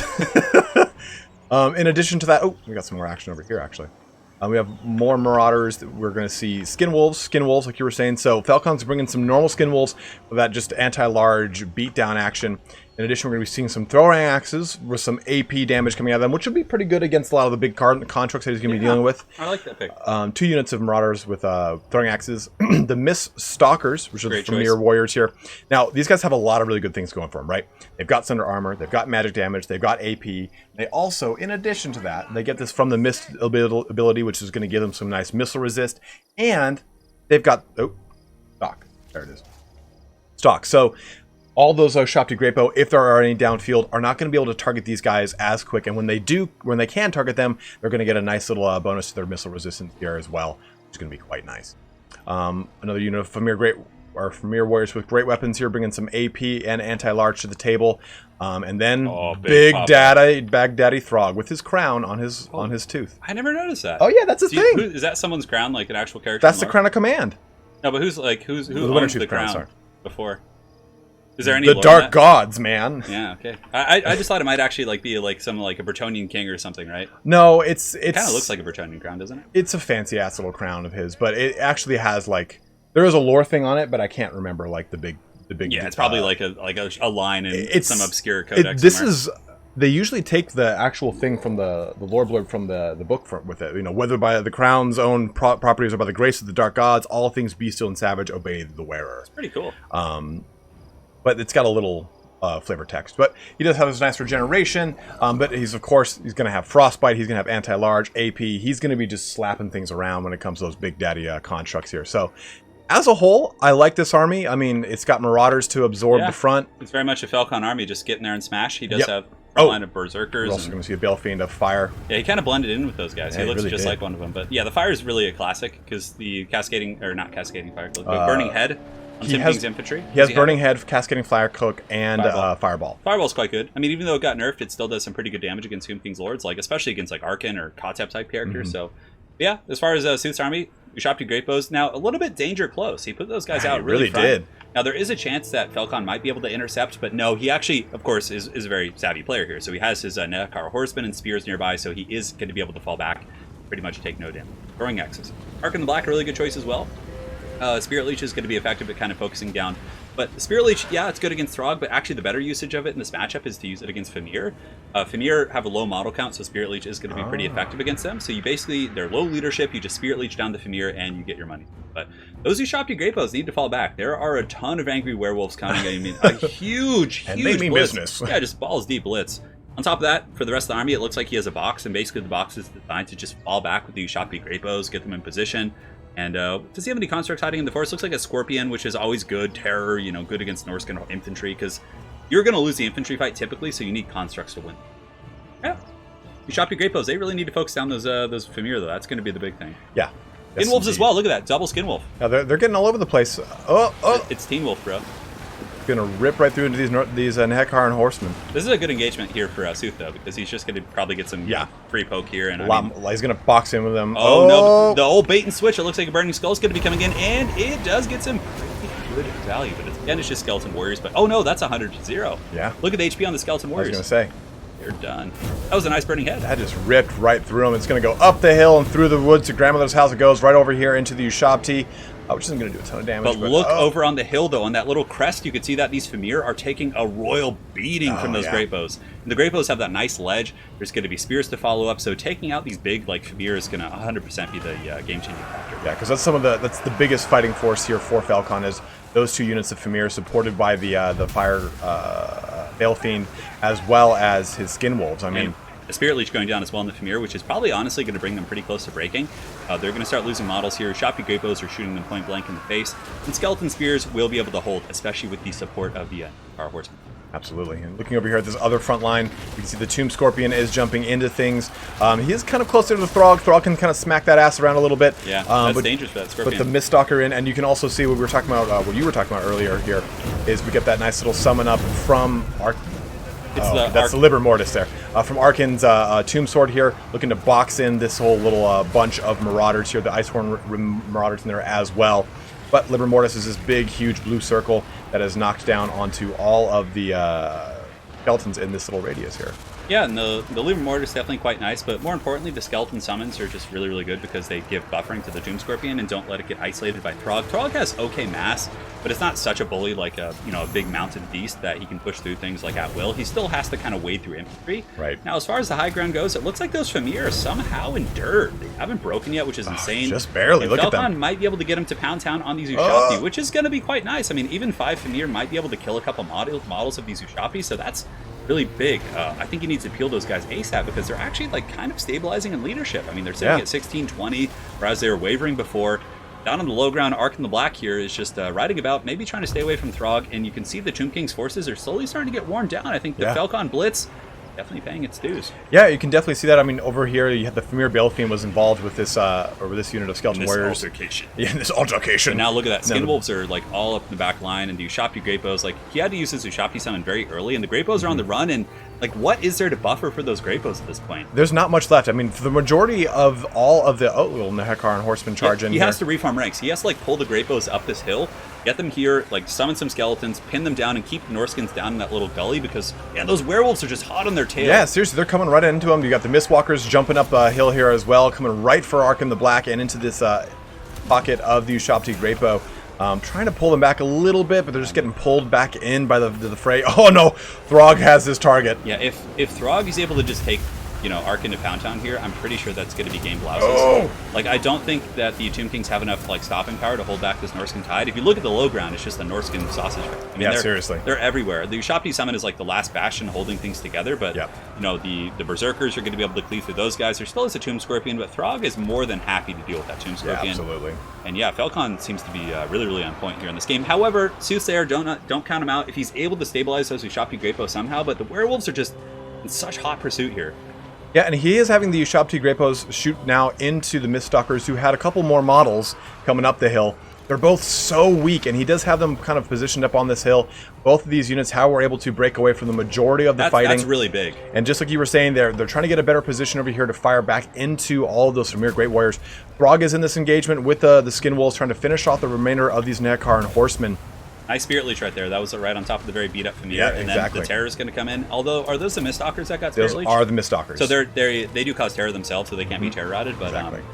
Werewolves are going to get through. They're at the gates. They're knocking. They're clawing. They're with their big old clumsy paws. And They're hounding. They're looking to get right into these Ushopti. but now there's no more buffering. There's like the Ushopti Great Bows are the last line of defense. I mean, Arkin the Black is having to get fisticuffs with his Necromancer staff against Throg, which is like, you know, things are like not looking good. Yeah. Oh, but really, Oh, really a timely nice little summon. buffer. Yeah, that is something that could potentially save him. Like, if Soothsayer can peel off these werewolves and then, you know, kite Throg a little bit, run in different directions, he might be able to win it because, like, you can see here he has Nehekar Horseman, he still has the Tomb Scorpion, and that horde of Norskin infantry isn't going to be able to catch Arkin. He can cycle charge him. It's all about peeling here, keeping the Ushopti Great Bows alive, and if he does, I think he can get back in this game. But there's one thing we haven't factored in, and it's these units over here. The Carrion. Now, the Carrions here are losing this fight here, but you can see that this unit of Marauder Horsemen throwing axes is getting beat up pretty hard. I was going to say, if both of these units of Marauder Horsemen can stay in the fight, they can at least put some reverse pressure onto these Ushopti Great Bows and at least get some good AP damage into them. This will at least kind of help corral them against the marauding horde of Norskins. You can see that Tomb Scorpion just slapping around the Familiar Balefiend, who just can't get a purchase on anything. And you know what? There's still these Nehekar and Horsemen too, which are keeping a doing a good job of slowing Throg down, keeping Throg pinned in. They need to chase those guys off, though. Yeah, sure. this needs to happen. Throg is quite fast. Look at him. He's just like... I think, look at him. He's hobbling. I think Throg has like 48 speed, give or take, in that ballpark. Let's go ahead and double check here. No, 56. He's even faster. Wow. You know he can't catch a chariot when your friend has a chariot lord. Dude, that was my favorite moment in all of Warhammer. I know it like, was. Ever. I know. Yeah, People know you to be a dishonorable man after that. That was so funny. Oh my god, just the lifeline, you know, just teasing with it. But anyways, Throg going in, he catches some Ushopti Great Bows. They might actually start crumbling here. I mean, they are wavering. They're in that kind of critical binding zone. Yes. Arkin the Black, though, with a pretty good assassination here. And Famir Balefiend on there onto Arkin, trying to get him slapped down. Arkin was trying to get like some lucky attacks with the Spirit Leech combo, but now some of the Great Bows have gotten back, but if you look to the right, you can see that the Horsemen, like you articulate, are going to be able to pursue, put some decent AP pressure, and still there's this tide of unbreakable Norskins. Well, not all of them, but the Brutes of the Hound are unbreakable as well. They'll eventually have to be dealt with. And it just looks like Felkon's going to be coming in with the steel chair here. Like, I don't think Sooth is going to be able to get this back. I mean, Throg is just too persistent of a threat. Throg can beat the Scorpion. He can beat the Great Bows. He can probably endure a lot of Great Bow fire as well with his regeneration. Yeah. And, again, there's Norskin infantry that you still have to use. Yeah, and like you said, you know, like TlaxtlanSoothsayer, he pulled up in the limo, he rolled his window down, he Ed McMahoned it, but just like the Rock, steel or a tin trash can lid to the face of Ed McMahon, with Throg just kind of hunching after these Ushopti Great Bows here. Great Bows getting chased down. I mean, they're going to be able to kite a little bit, but the Tomb Scorpion will eventually get caught, and also Throg does have Frostbite, we talked about earlier, and that is able to slow, so the Scorpion isn't going to be able to get away that effectively. The Great Bows, like, they can't carry this game. It's only a matter of time before army losses, and it all just disappear into dust. So that's pretty crazy. We're going to be seeing Felkon pull up 2-0. It's what happened in the finals. It's what happened when they played my tournament a month ago. Felkon won the series 2-0. Oh, wait, won the series 2-0? Or? Yeah, it was best of 3. Oh, okay. Was it? Yeah, I think it was best of 3. So it ended up being a 2-0 for Felkon. Oh, yeah. Damn. I mean, his playstyle is, he's been practicing a lot for sure, and his playstyle is very, very aggressive. Like, it's hard to deal with, man. Like, Would you say that, and just off of that statement, would you say that Loxlon is a bit more of a reactive player then? No. Tlaxtlan can play however he needs to. He's like one of those guys who's like good at everything. Right. For sure, but Felkon is just so good at the aggression. It's so hard to defend missile lines against him. And, you know, even from my anecdotal experience, I can play most, you know, high-level tournament players and perform quite well and, you know, maybe get, you know, have a fair amount of wins here and there. But against, like, Felkon, man, I just have, like, such a hard time. It's like, it's so difficult to deal with that aggressive style of play he has. Like, defend against it. And he, like you said, that's kind of how he does things. He'll reinforce stuff with magic and just kind of deliver the big hammer. Now, here, as far as Tomb Kings go, I mean, the Ushapia Grepo style of play is good. I mean, it can work very well. But another style of play that may have worked better, I mean, but again, it's hard to say. Like, it's easy to say that in hindsight, right? Yeah, we absolutely. know what he brought. So, exactly. But, like, maybe, like, I'm trying to think what would be better here. Maybe bringing, like, the big Sphinx. Yeah, I think more The constructs. Frog is, like, a pain in the butt to deal with, too. Like, he's so good against constructs. It was a really good build by Felkon. It was well-rounded. Had plenty of werewolf spanking and, you know, Famir and all kinds of stuff. And, good. Yeah, I that's totally agree. 2-0, bro. Yeah, that's 2-0 in our best of 5 here. Just to kind of recap stuff. Let me go ahead. Countdown. Right score. So we're 2-0 right now. This is a best of 5. We still have one more key to give away too. So make sure you're typing in !Hunter. You might want to do that now, huh? Oh, connection to Steam was lost. Well, at least we got through the game. Yeah, that one at least. Well, let's do the giveaway now. While Steam. Yeah, while we're doing this, Is today Saturday? Today's Saturday. Okay. I just don't know what day it is. Oh, I thought you were gonna say like something big is happening. No, because Tuesday is like always the Steam day when they give you a lot of drama. Oh yeah. So But do you know that this is a fun little fact? World of Warcraft does its maintenance every Tuesday, right? Everyone's saying Steam's down. Yeah. It'll probably come back. Cool. It looks like you were able to host a game at least. So. Yeah, I just got the game up, but you know World of Warcraft does their maintenance on Tuesday, right? Yeah. So because World of Warcraft did their maintenance on Tuesday, so many programmers and system architects copied it. Yeah, copied it because they played World of Warcraft. They're like, well, okay, if it's down, I might as well do some actual work now. Like that was a big thing. Like my friend who was an engineer was telling me all that. I'm like, that's... All right. So since we do have Misha, look at Misha's comment. Old man Sooth better bring his A game, costing me money. We have like a racket. Misha's got like a racket. Yeah, exactly. Just like betting in the background. I love it. So we're gonna do our giveaway here right now. So let's take a look at what we've got. I still haven't heard from... Oh, Wardo is there. No worries. So we've got our last key 2 giveaway. Let's go ahead and make sure everyone is entered into that giveaway. Like I said, make sure you type in !Hunter. And I will get you your key. Got them all up too.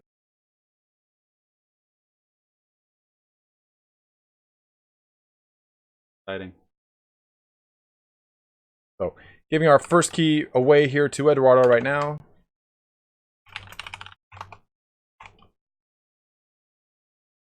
Oh, if it works. So let's press this button and let's see who our next giveaway is.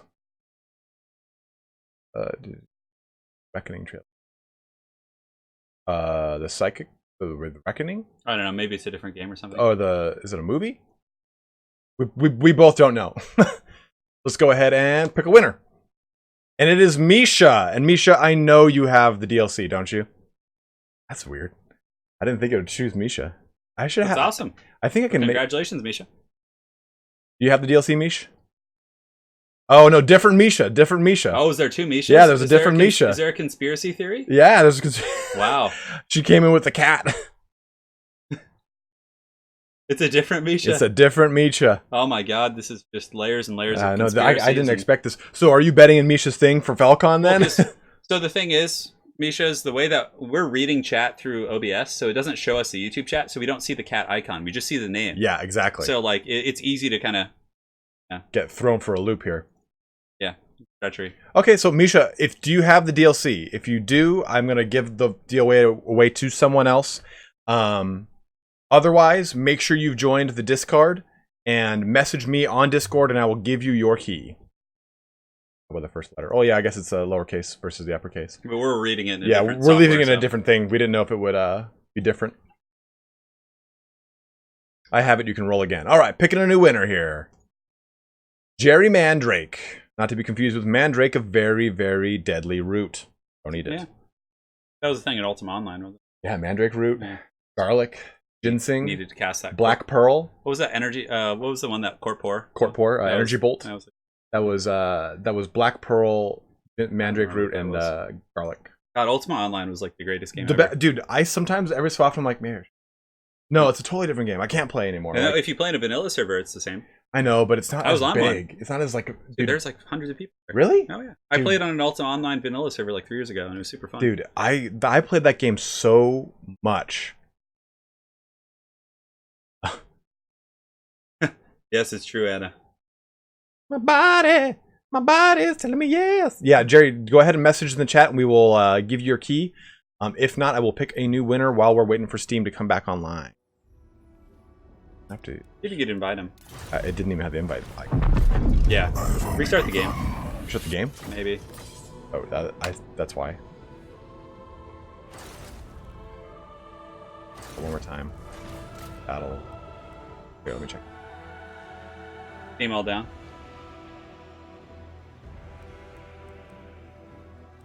We'll restart real quick. Maybe, hey, thanks. Maybe you should battle the AI for the finals. Dude. Here it is, guys, and they win. We just put Soothsayer and Felkon's name up top and just pretend it's them. And it's Surtha. We could make 2 AI armies fight for the finals. Back here, you hot beat. Soon, darling. Soon. Soon, as long as Steam comes back up. Game I did not see it. God, why? Okay, yeah, Jerry, so make sure you join the Discord. Use the link in the description below, and we'll get you your key, brother. Anna, he has a bunch of cute cats here, too. You would have loved it. There's like a really cute cat that just lurks outside the door. Sure, little. I think he's I swear that cat like paws at your door, dude. No, it's the... I have the windows open, so it keeps going. Cat's just like clawing. He's just clawing at the gates. Dude, I live with a cat that looks just like Ninja, and that motherfucker would just claw all night under the door at me. He doesn't.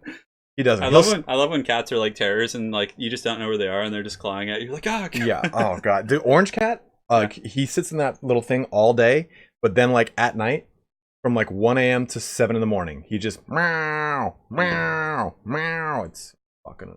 That's rough. Is that the tabby? Yeah. The tabby one now. The tabby's an ass. I like Anna's cats.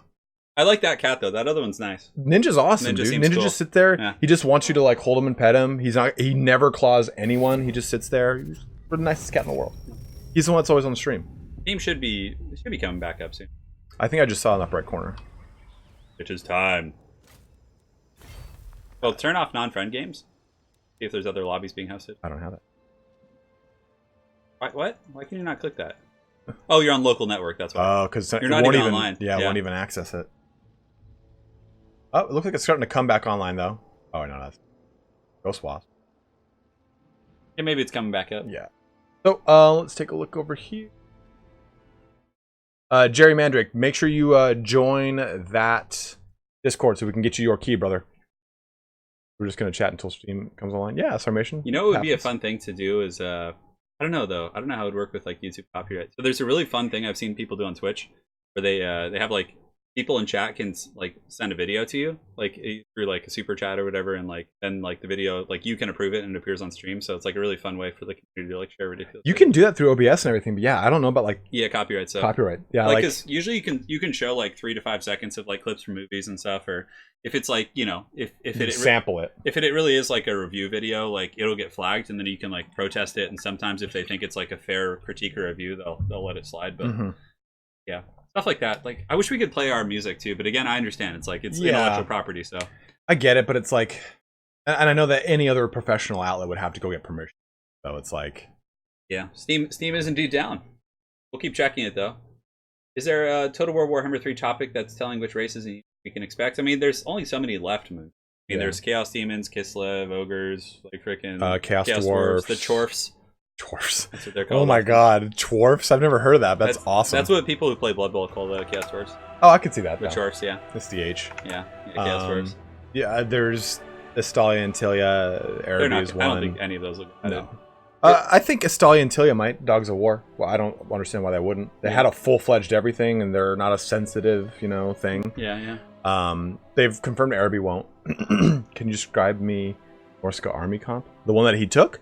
It was 5 or 6 units of Marauders, the Brutes of the Hound, Iceworm Marauders, 2 Throwing Axes, 2 Skin Wolves, Familiar Balefiend.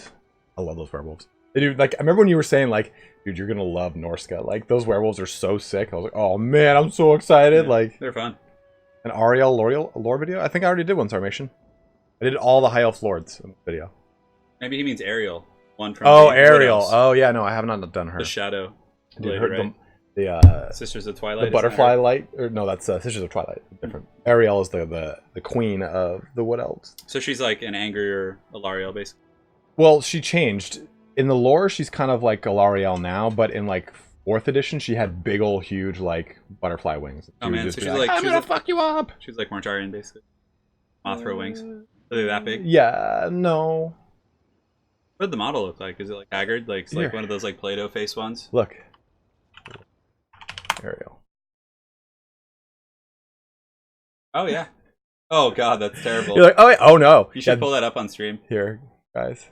We're gonna show you the Ariel model from Dark Ages. That's totally a potato face model. Yeah, I hate all the old models, man. Is there a newer one? Yeah, this is the new one now. This No, that's Alariel. That's Ariel. No way. That's Ariel. No, go to the Games Workshop store. That person has it wrong. That's Alariel the Everqueen. That's right. That's right. What is it, Everqueen? Yes. I thought it was Ariel. No, this is like a power Amazon now. Oh, look at her, dude. Look at that on that big old like beetle of doom. That beetle's pretty cool. Dude, it actually kind of makes me wonder how like Age of Sigmar really is. I watched a lot of their battle reports and it seems really fun, but I just can't. It's so hard to get behind the lore, man. Yeah, I totally agree with you. But I will. The Free City stuff looks cool. Yeah, when Free Cities comes out and they add like Empire and like the quote unquote Empire stuff, I'm gonna make an Empire army. I'm gonna have Karl Franz because the Karl Franz model is really good. Have you seen it? Oh yeah, like, dude. It's still there. Dude, he's still like that was one of the last like look, there's the big surge of models. Like, look how epic they look. Get those stupid Stormcast Eternals out of there. They're so dumb. God, I hate Stormcast Eternals. They're not like cool. They're so dumb. Like the only things I like are their big big models, but that's it. And even then, they're just kind of. They just take like all of the freaking cool characters from Warhammer Fantasy, and they're like, oh, now they're actually a Stormcast Eternal. Yeah, it's yeah. like like Felix is supposed to be one. Like, see, look at those. You see those true patriots of the Empire here? See, look at this guy. This is Hans. Yeah. Hans gets down to business. He fights for home and country. And these stupid Stormcast Eternals are just like, we don't ever die. Yeah, they're just like, oh yeah, there's no stake at us. It's like watching Superman. Yeah, exactly. Like, why does Superman suck? Because he's Kryptonite. Yeah, it's like whatever. there's only Anyways, sorry, that's my rant. No, I agree with you. Yeah. But if I started Age of Sigmar, I'd want to do Blades of Corn. Yeah, they're cool. I think they're really cool. Yeah, their models are really nice. See if Steam's back up by the way. Yeah, so it's back right now. Nope. Sigmar bless Hans. Hans for life. Hans is here. Hans for president. Hans with his spear and his freaking beret. And yeah, no, his striped, sweet beret and his small shield. In his striped pants, just ready to fight some like chaos troll or something. I'll fight him. Yeah. Jerry Mandrake.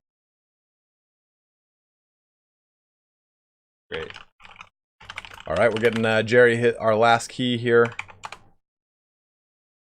Waiting still on Steam. So sorry about that, guys. Unfortunately, we're at the whim of lovely Steam.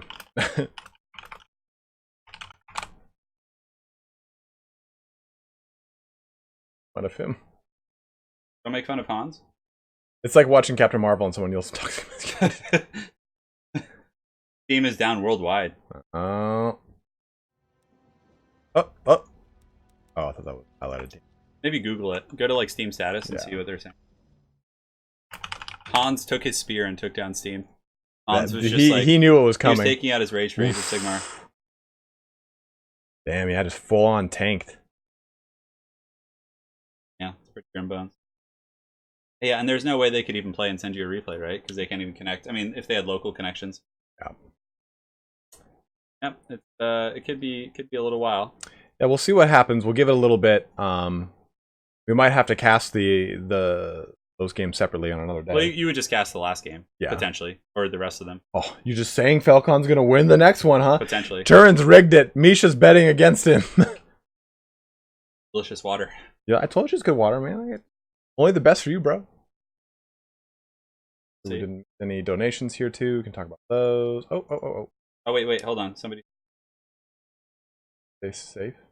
Team ain't down for me to play. Oh, Crisp has teams back up.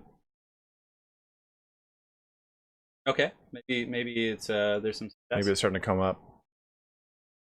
Maybe like fully log out of your Steam and then come back on. Hold on a sec. Jason, I just, oh man, Jason dropped a huge $50 donation here. Just got here. Just want to say thanks for hosting these tourneys. Thank you very much, man. Thank you very much for the fat donation of the day. Let's see if we missed any more down here. Epic co-casters, Sullied Saint, who knew learning could be fun. Really, it's me learning from him. No. Poor G Phil on your PC. We're at Italian's house. I got it right here, dude. Dude, you don't actually. Did you take that before the stream? No. I don't usually take it on the weekends. All right, let's read the G Fool. See what's in here. Dude, tons of terrible things. It's like horse cock. Dude. Of course. It's going to be like reindeer antler. I love how these energy companies are like, yeah, it's like vitamins and shit, and then it's like 1 million milligrams of caffeine. That's like the only thing that works in this. And you see proprietary blend. And you're like, oh yeah, what the fuck's that? Yeah, like, oh yeah, the vitamin B, okay, sure, that might help, but it's the caffeine. Yeah, it's B6 and B12. Sure, that might give you like natural little bits of energy, but not like, only got 150 though. So where are they hiding the caffeine?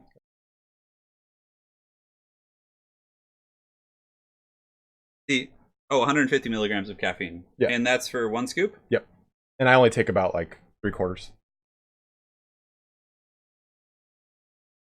So you take 1 scoop or you take 3/4? About 3/4, because the scoop is big. All right. So and it's got like a little peak on it. It's so like a cup of coffee. Yeah, it really is what it is. I just don't really It's like having a cup of coffee. Yep. Yeah, it's about the same. Starbucks coffee is like super laced. Because they add caffeine to they it, literally right? have like 300-400. Like, I remember when I used to work, well, I was about to say right. When I used to work that company, I used to just freaking drink like 6-7 cups of coffee a day, like from the office coffee, and it would like get me going. But I drink 1 Starbucks coffee, and it's like, dude, just you're getting bad jitters. You're like, yeah. I cut coffee though because it actually like hurts my hands. Like when I drink coffee, it hurts my tendons and joints and stuff. Damn, dude. Yeah, it's not. I mean, it's not good for you to take as much caffeine as Americans do. Good. Offline C mode works. Looks like you're gonna have to battle the AI for the. Here it is, guys. Me and the AI. Let's exit out of this. Just restart stream. I'll cast it while you're battling. Oh wow! And in a sudden turn of events, the AI is crushing ItalianSpartacus. No, you would win. And I'm just sweating over here, not speaking. Like, you would win, dude. You think, dude? You think? Unless I gave it an OP army, like 5 Dread Saurian. No, you OP army. You'd recreate Certa X army. Dude, all chariots. Oh my god. Yeah. So it looks like Steam is totally down here. Starbucks hardly has any caffeine in it, dude. That's not true. Okay, let's see. That is not true. How much? Type in Starbucks cup of coffee. How much caffeine? That's decaf. So the decaf has like 30 milligrams in it. That's pretty. And ridiculous. then a brewed coffee from Starbucks has 180, which is like diner coffee has like 75. 180? And that's for an like 8-ounce brewed coffee from Starbucks contains 180 milligrams of caffeine. Yeah. That is fucking wet and wild. Yeah, it's pretty deep. Like diner coffee has like 75 to 100. Yeah, and it's served by a very nice old lady who's like, more do you Diner want me to get nice. you sweet pea? It's nice for sure, but you have to drink more of it. That's why Starbucks is like cost effective. But caffeine also constricts your vocal cords. Yeah, like I've not experienced like my dad is an actor, and he's like, yeah, I don't drink caffeine before I like sing or have to like any sort of like heavy enunciation. Interesting. Yeah, Red Bull's Starbucks in Europe is weak. Oh, you guys are saying it's different. I could see that. Starbucks has like a regular Europe like you can't go into the UK with melatonin or caffeine really. Oh really? It's regulated pretty heavily regulated. Now, there's things in the UK though that like you get like that's OT. Like diclofenac. Or yeah, like the Voltaren gel. Yeah, Voltaren. I can't even get onto Steam. Get karate chop, dude. Getting fucked hard here. Okay. You could also like just cast the probably like have them send you a replay of the last games and then just cast it as like a video, and you can premiere it too. Yeah, that's what I'll probably end up having to do, unfortunately, here, guys. We'll give it like probably like 5 more minutes. Question real quick in that meantime. Yeah, just put it on hold or something. Yeah, we'll take a real quick intermission while we're dealing with this. So we'll be back in like 2-3 minutes, just trying to take a look at things. We're going to be talking to the competitors too and kind of see what makes the most sense. So be right back here, guys. 1 sec.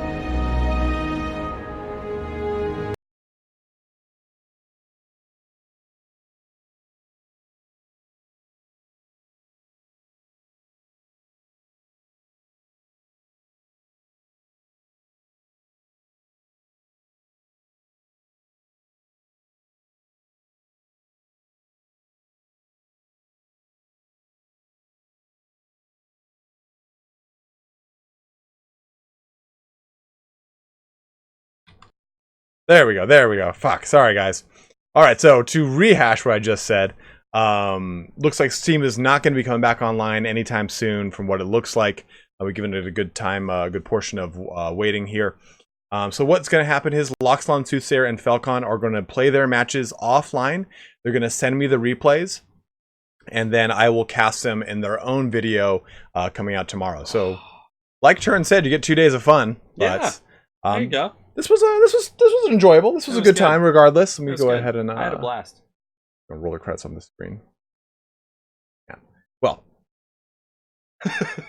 everything's falling. Everything's falling. My empire is in ruins. Yeah. So we'll be shutting things down here today. Thank you so much for joining us. Thank you very much to everyone who did donate. So to Sullied Saint, Flying Dutchman, Fez Walker, Faust, Garland Green twice, and for the whopping donation from Jason Den. Thank you guys, Denny, D-E-N-N-E. Thank you guys so much for joining us here today. If you haven't, go ahead and head on over to Turin's channel if you like his style of multiplayer casting. It's good enough. That's what it'll do. If you wonder where I learned most of my stuff about the game, it's from him. And head on over to him. He does these competitions as well. If you want to get involved in the tournament scene, you can find a link to the tournament Discord down below in the description. Go ahead and join that Discord. That's where we pull a lot of our competitors from.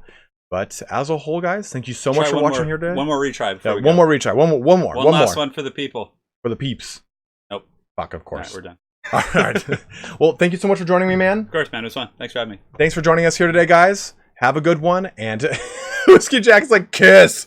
Show your nipples. Oh, my God. All right, guys. Before this gets too ridiculous, have a good one and take care.